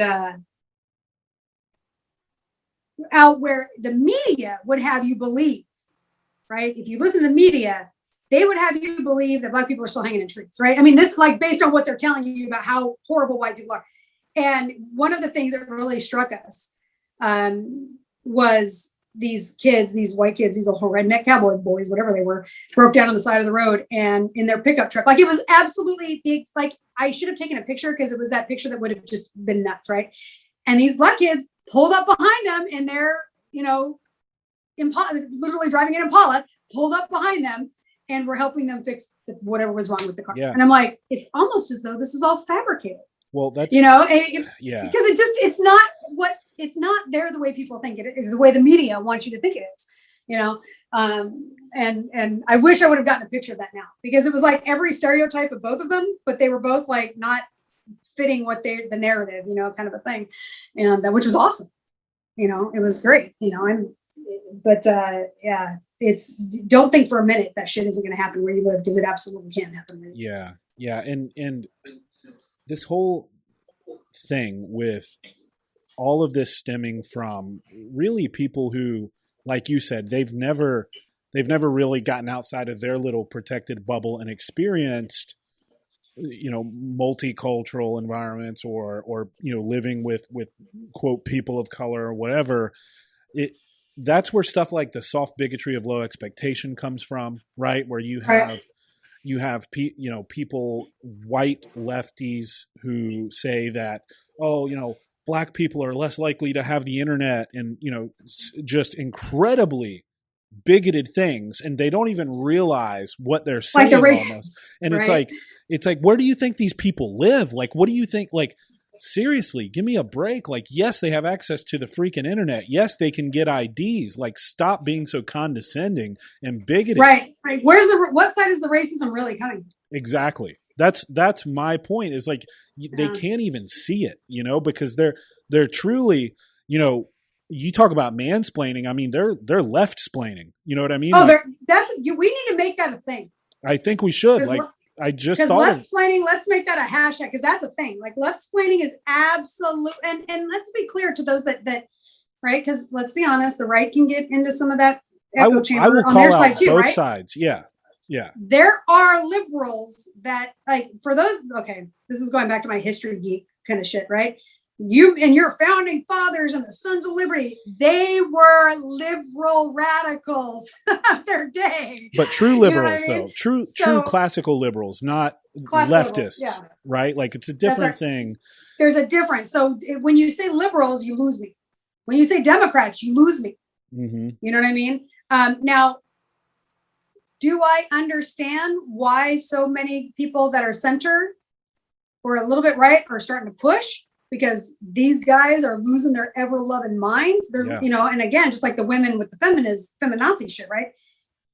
That's actually a microcosm component, for lack of a better term, of literally all of it, right? It's like their behavior is literally creating what they say exists, because they're pushing and pushing and pushing.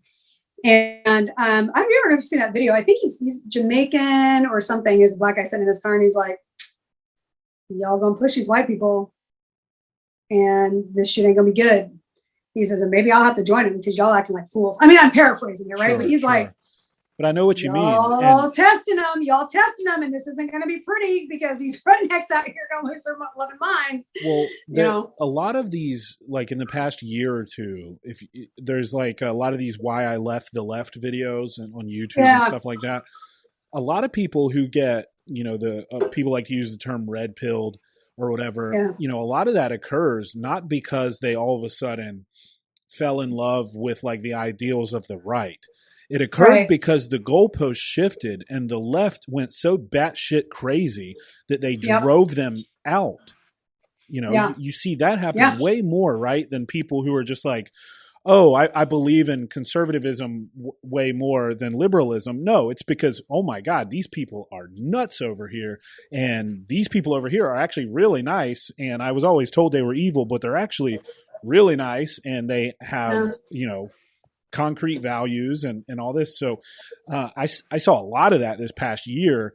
And I think that's kind of like, similar to what you're saying is like, you just keep pushing. And next thing you know, you're going to find yourself on a fucking island and everybody else is just going to be like, you guys are insane. So at least that's what I hope happens because good Lord. And I'm definitely that anarcho-capitalist, right? I'm definitely that leave me alone. I don't like any of it, right? I'm not a Republican.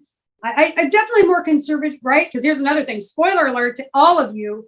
Republican does not equal conservative and vice versa. Not. You can be a conservative Democrat.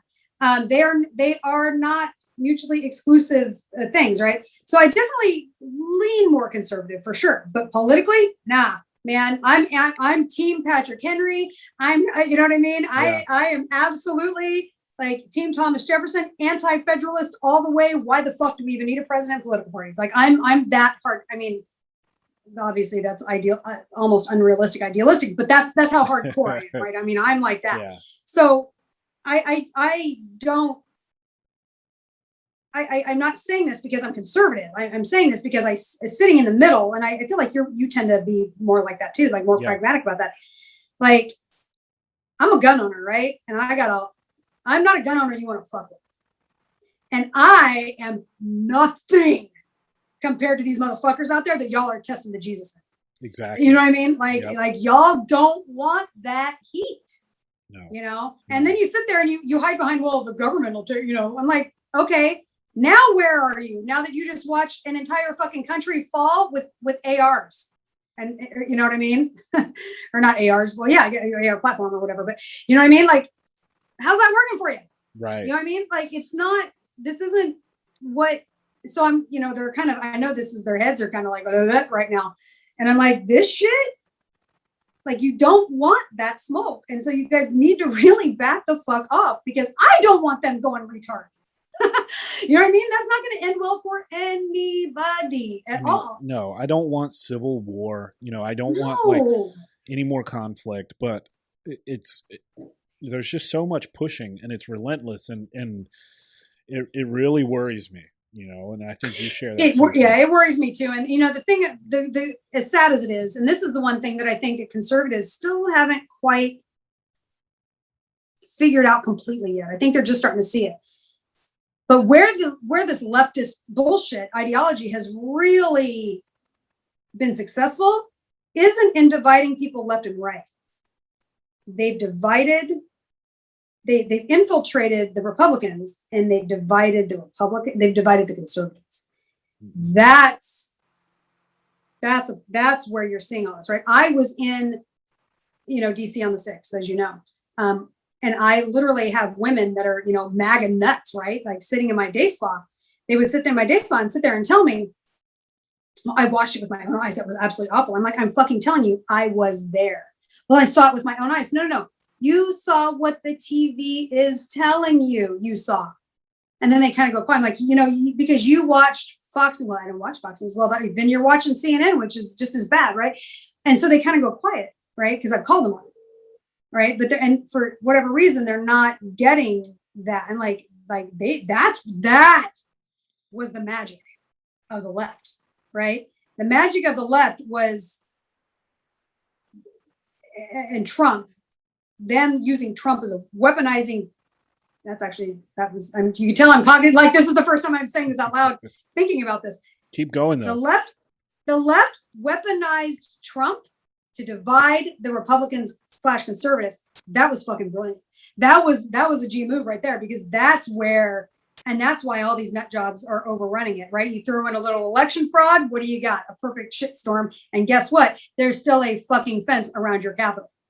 Yep. You know, so, and that's where they really hit it. And that's where the magic was. Now, fortunately, Biden's dementia has gone past, I think, sped up quicker than they expected it to. And so some of the left is like, whoa, like this Afghanistan thing.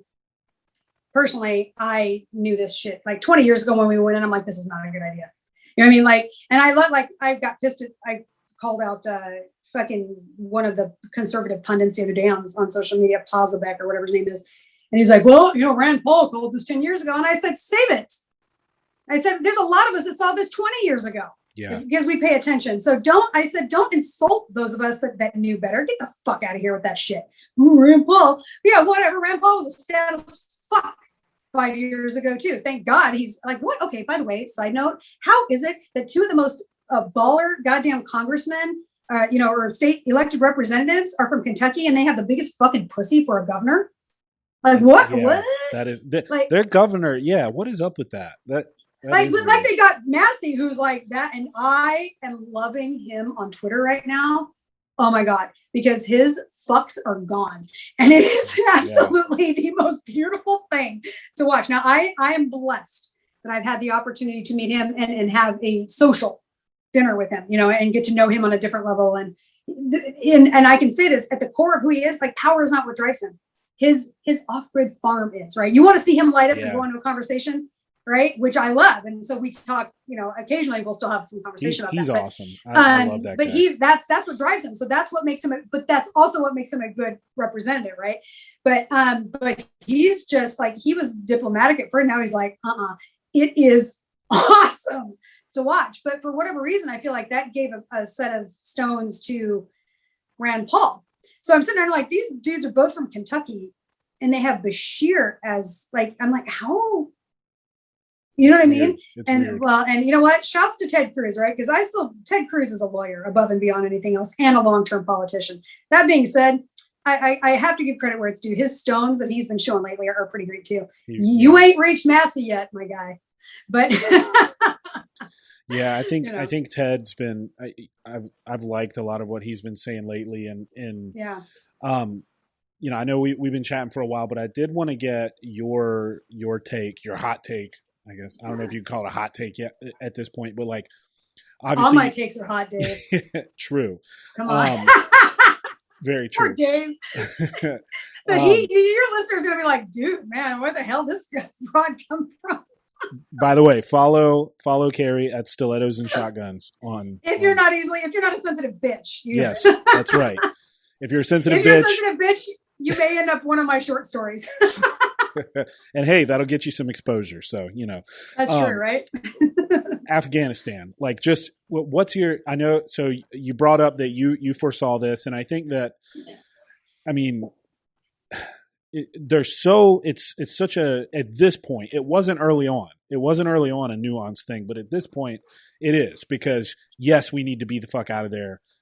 But the way he did it, and the people that have been left there, and just how spineless this administration has been in basically finger wagging and say, hey, Taliban, you better be inclusive and blah, blah, blah. Trump's fault. Yeah. And blaming it on Trump. I mean, Biden. I'm surprised it took as long as it did, honestly. Right. Yeah. He literally scheduled his vacation at the same time as the withdrawal from Afghanistan. Like that should be like such a tell. That wasn't a coincidence. No, of course not. But like, what is your take on this whole situation? How should it have been done? I know, especially with Psaki. Psaki's like, oh, she went on vacation. Bitch, she didn't go on vacation. She didn't want to handle that shit, so she hit, right? Because she's out of the office for a week or whatever. Yeah, exactly. So my take is like, I'm pretty controversial with this because everybody's like, well, this is really Obama's fault now. Yeah, because we really need to blame Bush. No. Like, you guys really want to get down to brass tacks? This is why history matters and why I'm such a passionate history nut. This goes back to like Carter Johnson, right? This goes way back. Like this shit is like, this is decades in the making. Yeah. And I 100% believe that this was all set up to happen exactly the way it's happening. Call me a conspiracy theorist if you want, but let me tell you something. A very wise friend of mine told me, and it changed my life about what I call myself and perceive things. He said, there is no such thing as a conspiracy theory. Every piece of information exists if you're willing to take the time to look for it. And he's fucking right. Right? He is absolutely correct. But you have to dig through a giant, pool of shit to get to it. Most 99.99% of people aren't willing to do that. But so I think that this was all a setup. But then again, I still have a lot of suspicions about 9/11 not being intentional. You know what I mean? So, you know what I'm saying? So I know a lot of, especially my conservative friends are like, oh, Kerry, I'm like, am I though? Am I? Like, really, if you sit and you put it all together, right? Yeah. Right. Stop looking at one piece at a time, because that's one thing conservatives, I notice, really blame liberals for, right? You're not researching, you don't do this. And I'm like, y'all just as guilty of that shit. A headline, well, I don't watch the news, but you know what's going on with the news, which means, what are you getting it off of Facebook clickbait post? Right. So you're getting it somewhere. Yeah. And so I think the thing for me of all of it, I think that it's a slap in the face to the people that we sent over there and the families who lost people over there, should be fucking insulted. Especially since we have this new culture that's supposed to be over the top, hypersensitive to our veterans. I need to connect you with my friend Earl. You should have him on. Earl Granville. He's a veteran, amputee, lost his leg to a roadside bomb. Great story. He travels all over the country. Big into fitness. You guys need to meet. I need to connect you to. Let's do it. That's going to happen. He's going to be on your show, because I told you, like, this is, see, ladies. That's Exert your dominance. Exert your dominance. Make shit happen. You guys need to meet. And because I'm not a beta cuck, that doesn't intimidate me. Right. He's not. And because he is a real alpha male, he would say, nah, Kerry, I'm good, without having to be a shithead to me. So, and then I would say, fuck you, you're gonna do it anyway. And he'd go, you're right. So this is how relationship. You're right, Kerry, because I'm a woman and I'm always right. See the look on his face right now where he's like, okay. No, but Afghanistan, joking, Afghanistan. So I think it's a slap in the face to them, and insulting. And the reason I brought Earl up is that he and I have talked about this, how Vietnam, we Americans, right, were so shitty to Vietnam veterans when they came home, that we now have this culture of being like, worshiping our veterans is almost godlike. And that's what Earl can't stand that, right? Because he thinks it's perpetuating victim mentality and veterans and creating some of the issues and stuff. Like, he's a great conversation. Yeah. Interesting. Yeah. Yeah. Well, and he's, to a certain degree, he's right. Like, people are living in their identity, 20, like if they were in Afghanistan for their first tour, they're still, well, I'm an Afghan vet. And he's like, okay, so who are you now? Right. You know what I mean? Yeah. So that being said, I do think that it is a slap in the face to these guys, especially those that lost people over there, for fucking what? You know what I mean? And of course they join the military for whatever their reasons are, and they don't know that going, you know what I mean? They didn't know that 20 years ago going in, or even 6 years ago going in. But when you look at a lot of veterans now, and I know a lot of them that have become that isolationist, they're becoming the homesteaders, they're becoming the anarchists, right? And I don't mean anarchy doesn't mean creating riots. Real anarchy just means becoming ungovernable, right. And growing your own food and living off grid. And a lot of them are becoming that because they were over there and they see it, and they've known for years. I've known several of these young guys, since I've been in the industry, in the community, 2A community, and they're just really salty and bitter because what is happening now, they've seen this shit come. Yeah.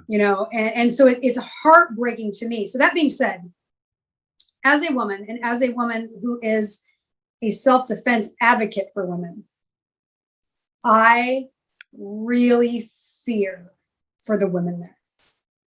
And there's a whole back and forth drama on my We the Female page, because I posted about it, that reel I sent you of me talking about how they're disarming women but leaving guns over there for men that rape and murder women. And this woman loses her mind. Not all Muslims are like that. She's a Muslim, right? But she's a Muslim, and you could tell because we asked her, and she couldn't read Arabic. My husband knows some Arabic, and he made a couple comments in Arabic, and she didn't. She didn't respond, which means that she doesn't speak Arabic. So, and nor has she. Well, I've been to Islamic nations. No, you haven't, because you would tell us if you have, right? I mean, these kind of personalities would. I've been over there. Right. And so I know that not all Muslims are like that. That being said, just like Christians, do you ever see them getting involved vocally condemning sect groups that allow for non-consensual marriages and rapes and all that? You don't, right? So I'm really worried about the women there. And let me be so bold as to say, I am straight fucking terrified for women here looking ahead and being somebody that looks at big picture. All those men getting on that plane, you can't tell me that some of those men that were getting on those planes and being evacuated, some of them are going to end up here. Of course. How do we know which ones are not talent? And this has been going on for a while, right? I mean, Obama settled a bunch of Muslims. There's a reason that he did what he did and set that city up so that they have, what's her name, Imam or whatever her name, whatever that broad's name is, that nutty one. What is her name? The one who's a member of the squad? Yeah, the one that fucks her brother. Oh, yeah. I know who you're talking about, from Somalia. Yeah. Whatever her name is, right? Yeah. Well, yeah, she's Somali, but my point is they set that up on purpose, right? They intentionally, he put Muslim immigrants specifically in one group. Now you get into the African stuff, like that's a whole different, right? Because a lot of people don't understand there's a difference between African Muslims and Arab Muslims. And the ones who would probably be more willing to speak out would be the Arab ones, ironically, because that Africa, those guys hate women, man. They're crazy. But you can't tell me that watching some of these other countries as they're bringing in refugees, right? Norway, Sweden, Germany, right? Where women are being raped and being told what to wear and not to go out after dark and all this stuff. You've lost your fucking minds if you think that that it's not going to happen here, and B, that you are, well, maybe, but I think it'll get stopped. So I'm really, really worried about the women in America and what the potential dangers are for them moving forward from this particular incident with whatever is going to, because all these politicians, all these Democrats are now pushing for, like, we need to bring these refugees here. Well, motherfuckers, you ain't closing the goddamn border. Spoiler alert, a lot of those borderline or fringe terrorists, they're fucking coming across the Mexican border now. Yep. I mean, we've caught them. And I think back in April, we apprehended a couple who were on the FBI watch list coming over this. And how many did we not catch? Exactly. This whole thing has been so telling in many ways as to like where this administration places its values and its priorities. Because, first off, if you look at that plane, that first plane, there's photos that have circulated of the folks inside. Almost all of what appear to be Afghani men in that plane. Right. There's a few women here and there, and a few kids. But also like what we still have thousands of Americans who are still there in Afghanistan, still there. And, people can say what they want about an America first mentality, but like, these are our people. Why do we not get them out first? Like, it blows my mind that we're evacuating. I think the numbers ended up being something like 3-1 in those first couple waves of evacuations, Afghanis to Americans. And like, why is that happening? That's incredibly odd to me. And then also Americans who are there in Kabul and outside are saying that they got this email saying like, please get to the airport. We can't guarantee transport there. You're on your own. Find some way to get there. Be careful. And then they get there and they can't get into the airport, right? Because there's thousands of people out in the streets, the Taliban beating the shit out of people, and all around the airport and stuff. And it's just like, why on earth would you? I mean, so first they shut down the Air Force base before they evacuated the civilians and people who were there. Like, that makes no sense to me whatsoever. Like, so much of it was done almost, it seems, to create these problems and this turmoil. Is that like kind of where your thinking is too with this stuff? If you think for a minute we were dumb enough to leave that shit behind.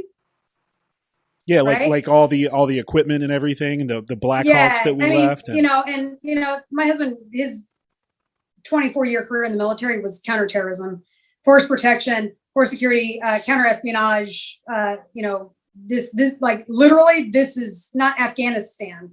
Right. But he dealt with like South China Seas, and I love this for those that are too young to know about it, the MILFs, and I don't mean me, but I mean the actual militant Muslim, right? The whole Filipino, remember all that MILF, right? So he was really involved with like getting rid of that, and so right now he's like, he said we have bases, like people like, I love the ignorant libertarians are like, well, we've got bases everywhere. He goes, those are not bases, those are storage facilities. You know what I mean? We actually have that. That's real, right? Iraq, especially in Iraq, Iran. Yeah. Sure. The neighboring countries, this type of stuff.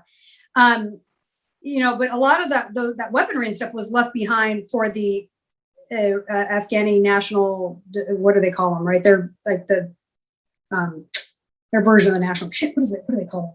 Right? The ones we train, right? Right. But how well were they vetted? Because obviously some of them, right? Because we're seeing those photos of these guys standing in the fucking, like the Afghani president's office with wicked trigger. I love that meme. Like, tell me you were trained by Americans, but not tell me you were trained by America, right? Because they're like, right. Mm-hmm. And when you look at videos of these guys, like, shooting at each other's feet and shit, right? I'm like, like, I can't help but think that there is a bigger issue to set this up. Now, a lot of people would think that this is part of a setup to actually get rid of all the Democrats that have, with the failed policy shit.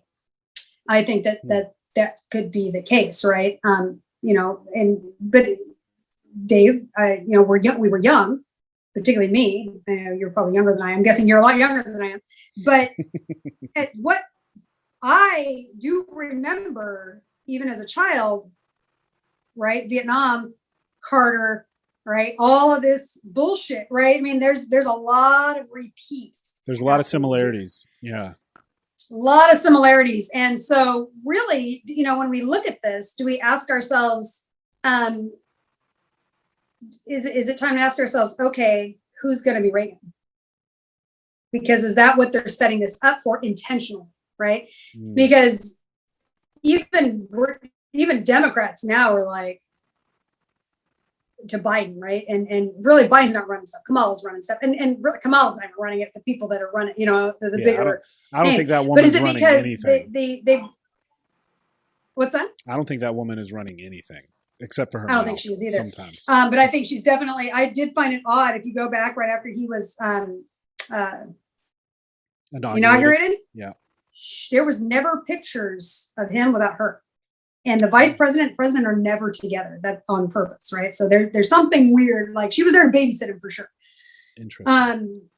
Anyway, but so something bigger is going on there. But I think that there's something, like my gut tells me there's something even bigger behind that. I don't think that this specifically is going to be the end of America.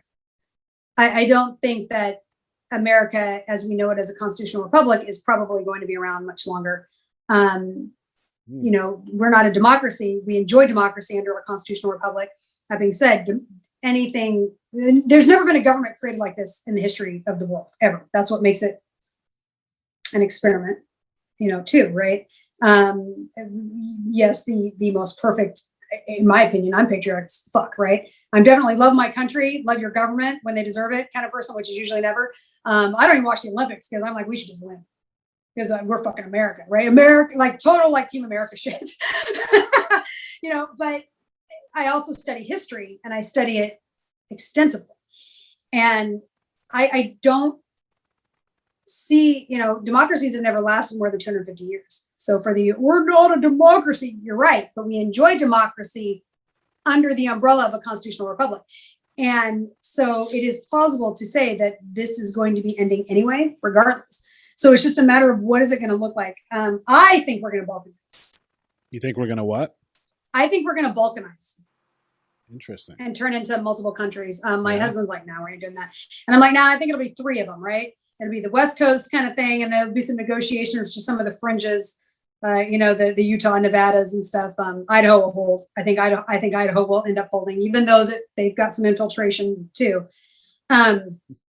New England area, Virginia North, and then everything else will be, I'd say 3 nations. Texas is the wild card, although I'm going to have to call 4 because I think Texas is going to say, fuck all y'all, we out. Because they've just been waiting for That's true. Texas if anybody waiting would to pull the trigger on secession. Yeah. So, but if you do look at it that way, right, and you want to look at it long term, who has the resources, right? Because they're going to tell you, well, we've got the internet. I'm like, motherfuckers, California, you have the internet tech, guys.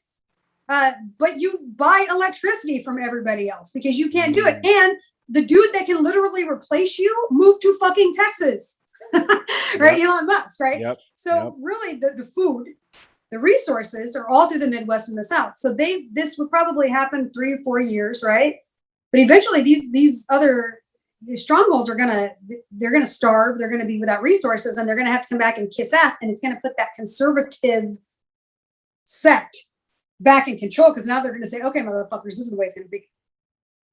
Interesting take. So, and does it ever get to that? I hope not. I hope that we can reset everything and but who knows? But I mean, but I wouldn't be surprised to see it go that direction.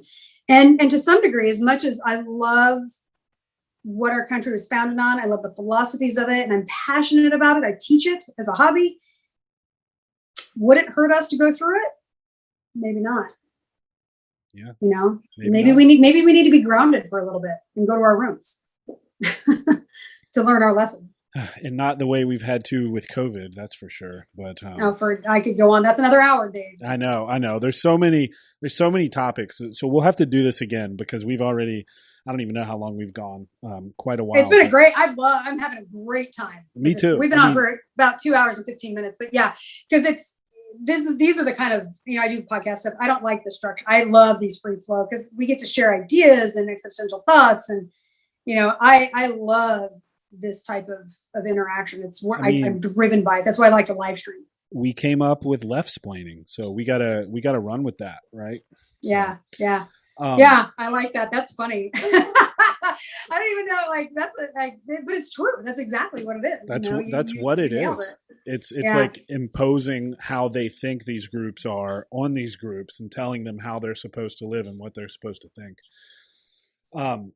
So crazy shit going on. I mean, who knows? We'll see what happens. I think that, like you said, I think we have reached kind of a threshold, like an inflection point to where now we have like the New York Times and even CNN and some of these guys like being critical of Biden. So I think it'll be interesting to see what the next few weeks hold as far as all this stuff goes. And, it's cliche, but thoughts and prayers with those people who are stuck over there right now. They're dealing with all this and man, like. Yeah. And acknowledge the interpreters, right? I mean, there's a lot of Afghanis over there that have been fierce fucking supporters of America over there that are being shit on too. And that's hurting my heart too, that we, after all of that, everything that they did for us over there, that that our administration turned around and shit on them, that's not fucking cool. Yes, our own troops too, all of that. It's absolutely disgusting. And if you really want to talk about something that's 100% deplorable, this is it. And, war is never pretty. And for those of you that have these delusions that, the conservative, whatever side of this, like, we're ready to kick it off. First of all, a lot of people call themselves patriots. So it's time to be patriot shit. Right. And you're not as ready as you think you are. And literally you can go back to me having to pull my gun in Seattle. Right. I mean, like that simple bit of that story is on a bigger scale, but, you aren't ready for fucking war. You're not. Talk to anybody who's actually been in war and they will fucking tell you are not ready to go through that. And nobody wants that. Am I willing to? If I have to, yeah, I would rather die fighting for my daughter's liberty than hide behind a rock with her and die with her. Yeah. When I was in DC, when shit kicked off, and we didn't know, like we didn't know, right? Because I was en route to the Capitol, because I was with Raymond, Marine rapper, in Topher, and they had just finished performing and got off the stage, and we were a block away en route to the Capitol building. So we were just a block away from the Capitol building. And a friend goes running by, and he goes, they started throwing tear gas and shooting people with rubber bullets. And Topher and I were like, let's roll. Right. And the other ones were like, no, we should just get out of here. Well, we went and we looked, and there was like, everybody was like, it was like ants or like cockroaches when the lights went off. Right. So even if we wanted to get, like, there was no way that we were going to get through the crowds to get there. And then they were shutting down streets, and then they shut down the whole thing. And, everybody had to be out of there by 6 o'clock. I mean, it was just kind of a mess. But first of all, you think you're ready when the shit kicks off, but literally you could be at fucking Walmart buying goddamn taco shells or something when you don't know where you're going to be when go back and watch The Walking Dead, right? Yeah. Like people were in the fucking grocery store, shit kicks off. Watch a zombie movie, as corny as that sounds. Like, you don't know where you're going to be when that shit kicks off. But my daughter calls me because she goes to Oregon State. She was online. I guess there was some drama in the classroom, and it all kicked off. And she was in her political science class, interestingly enough. So she calls me and she goes, you okay? And I said, yes, for now. I can't tell you what's going to happen, right? I don't know if I'm going to jail, right? Because come on, they knew you. I mean, well, we know the FBI showed up at my door. You know that. That's not why they showed up at my door, though. But come on, they knew you were there. They knew everybody was there. That's the most surveyed city on the planet Earth. They fucking knew, right? That's why it was all set up. I'm convinced it was all set up. But we didn't know, what's going to happen. Are we going to, is this it? Right? Is it time to kick it off? Which, by the way, the men in my crowd gave me a fucking pink 380. Right? Shit kicks off. I'm probably prepared better than some of those people in that group, and they give me the fucking pink 380 because I'm a chick. I'm like, really, dudes? Really? Anyway. But I said, I don't know. I don't know if I'm going to jail. I don't know. I don't know what's going to happen next. And that was kind of a freaky thing. And it's even freakier. You're a daddy. Mm-hmm. Imagine telling your kid that, right? Yeah. God. And you know what she said to me? Try not to cry. She said, you got to do what you got to do, Mom. Because I raised her from as early as she could talk to understand that her liberty is more important than anything. And that when it is time to fight for it, you fight for it, but you just don't light off. She's been raised she'll be 19 coming up here, her whole life with that mentality. And that was not the answer I was expecting. I'm sorry, I'm getting all emotional about it, because that was not the answer I was expecting. Yeah. I was expecting her to be a young teenage girl. Oh my God, Mom, are you okay? She's like, you gotta do what you gotta do, Mom. She just went fucking cool. And I was like, whoa. Raised her right. Yeah, it was impressive to see that. But it's you don't really know that you don't want war. Honestly, we're in the war, Dave. We're fighting the war now. This is the battlefield, right? It's the internet.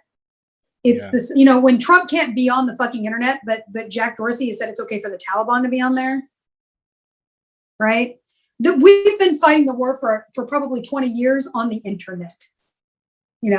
So and that's the ignorance of these people that think that they're going to light it off in the next civil war, or they're going to take revolutionary war, or take the country back, and all this bullshit.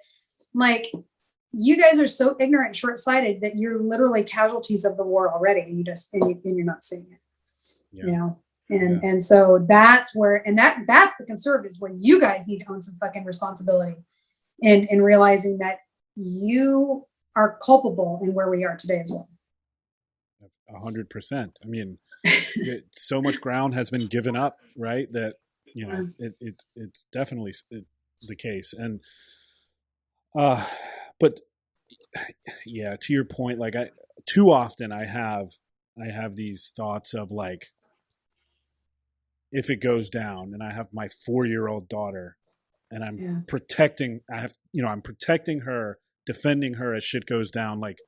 As a parent, those are the thoughts you have. And it's just it's gut wrenching just thinking about that. And that makes me just think about like Yeah. all these people in Afghanistan who do have toddlers, Babies, pregnant women and over there with their interpreter husbands and, whatever. And it's insane. And like, it is insane. Gosh, man.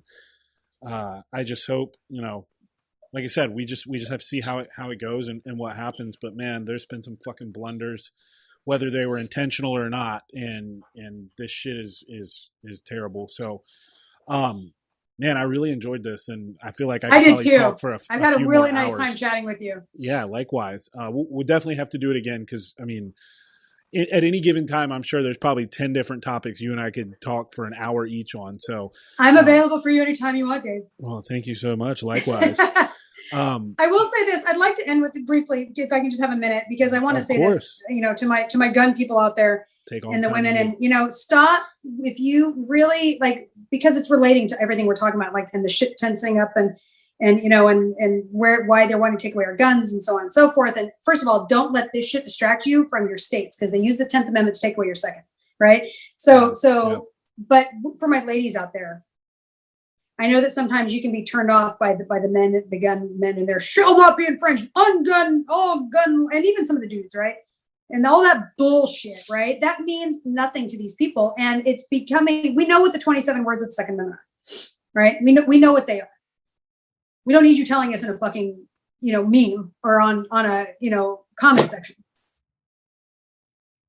Ladies in particular, this is much bigger than shall not be infringed. These people are letting rapists and murderers out of jail, and they're not sending cops to respond to them. And they're turning around and taking away your right to defend yourself. This isn't about shall not be infringed. This isn't about castle doctrine. This isn't about, the policy of Democrats or Republicans. This is about you being able to defend you and your babies. And that's why we are blessed in this country to have founding fathers that guaranteed us the inalienable right of self-defense so that we can. And if you do not start speaking up in your communities, they are going to continue to take away your ability to defend yourself and your babies. And that is it's just fucking unacceptable.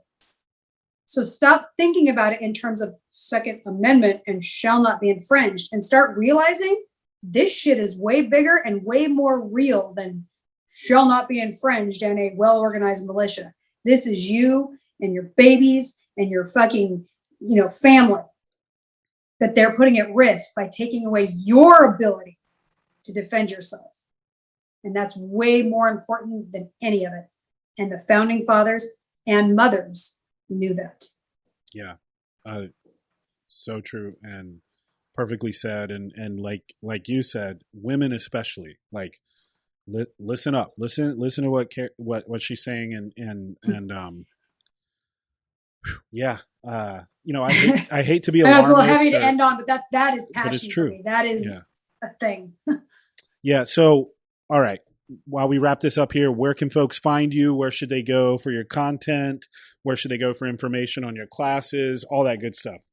So Stilettos and Shotguns is where they can find me on all my platforms. We the Female, Instagram, We the Female _official. I do have YouTube channels, but I'm not very active on them. Okay.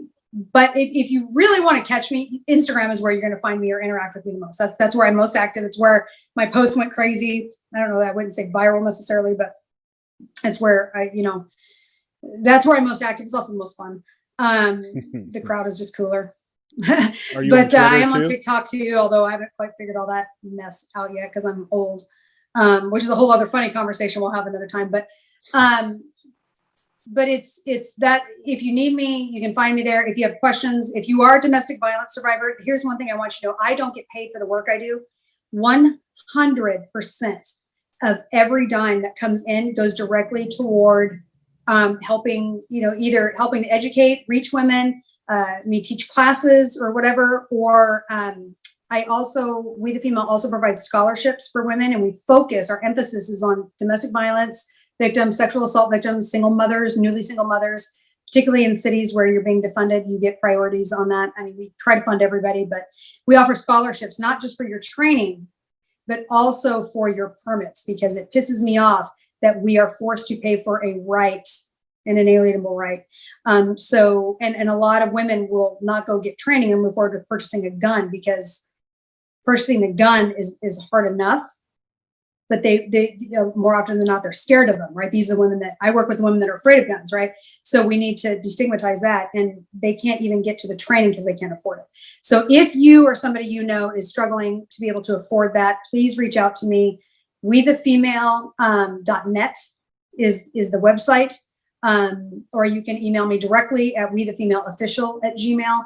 And we will make sure that if I don't have the funds immediately, I have people that donate for you. Like, you will get what you need to be able to help you be trained, because it is so important. And if a gun isn't your thing and you need martial arts, you want something like that as a conversation, like, we are here to help support you.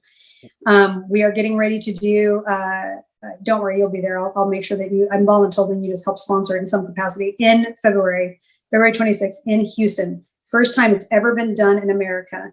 U.S. Law Shield has partnered with me, and we are providing firearm. We're doing my Aware and Prepared. We're bringing in hand-to-hand training. We're bringing in firearm training and self-defense law training, partnered with ranges in the area for live fire training.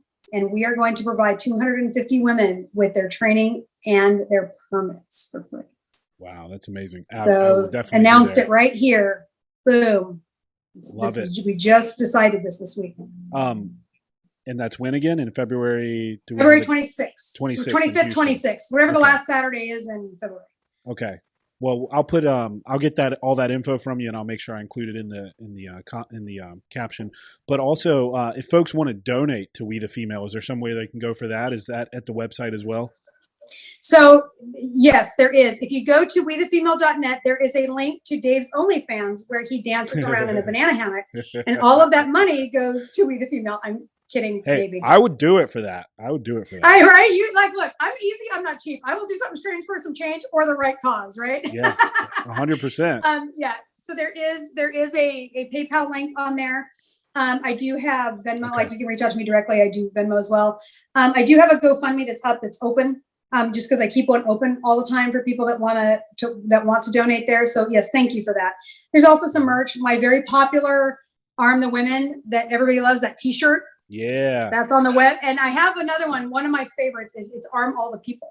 I don't know if you've seen that one, but it's like all of the little characters like this, and they're in different colors, shades, and they're holding different guns. And there's a little wheelchair guy and a rainbow guy and a trans guy. Yeah. And it's Arm All the People. So that's a fun one. I'll send you, if I can find one big enough for you, I'll send you one of those if you want one on there. But yeah, so those are all ways that, like I said, 100% of every dime, if you want me to come teach in your area, whether it's the defensive mindset, Aware and Prepared, or a firearms class, let me know. I know you're in North Carolina, right? South Carolina. You're in South Carolina. Yeah. Oh, you're even closer to where I'm moving. Yeah, we're gonna be pretty close. Yeah, about 4 or 5 hours, depending on where in South Carolina. But yeah, there's I've had some requests to come out and teach in North Carolina, so I'm working on that.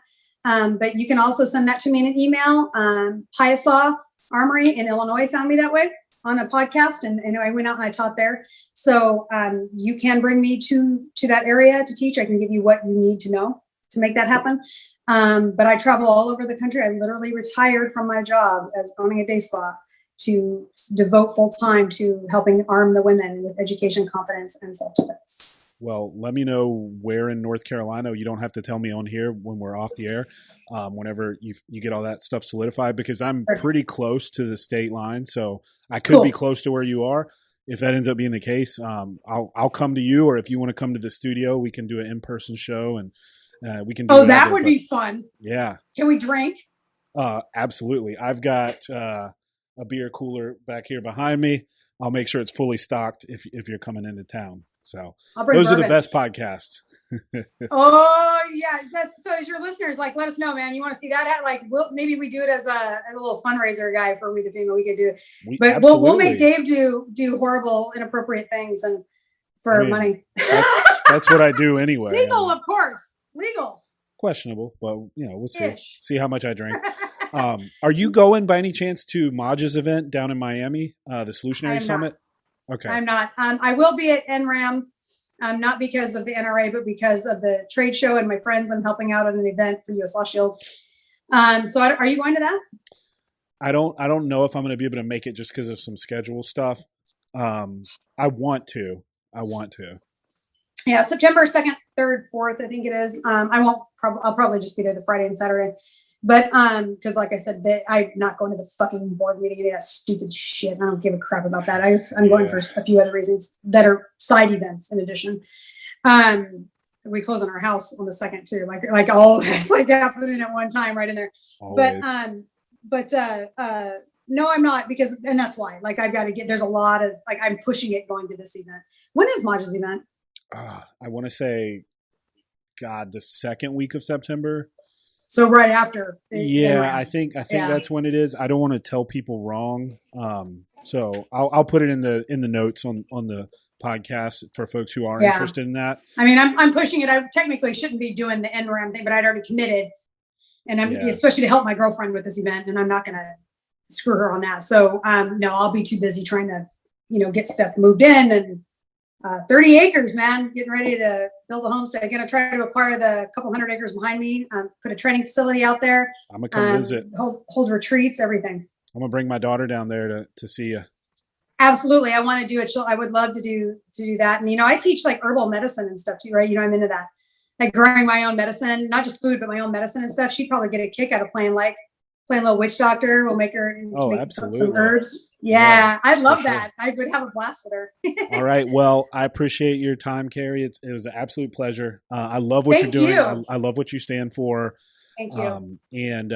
You guys heard all the places you can find her. Please go follow her, go support her and what she's doing.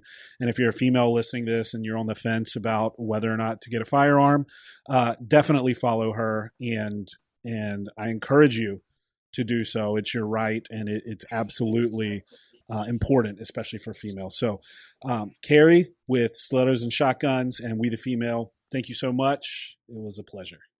Thank you.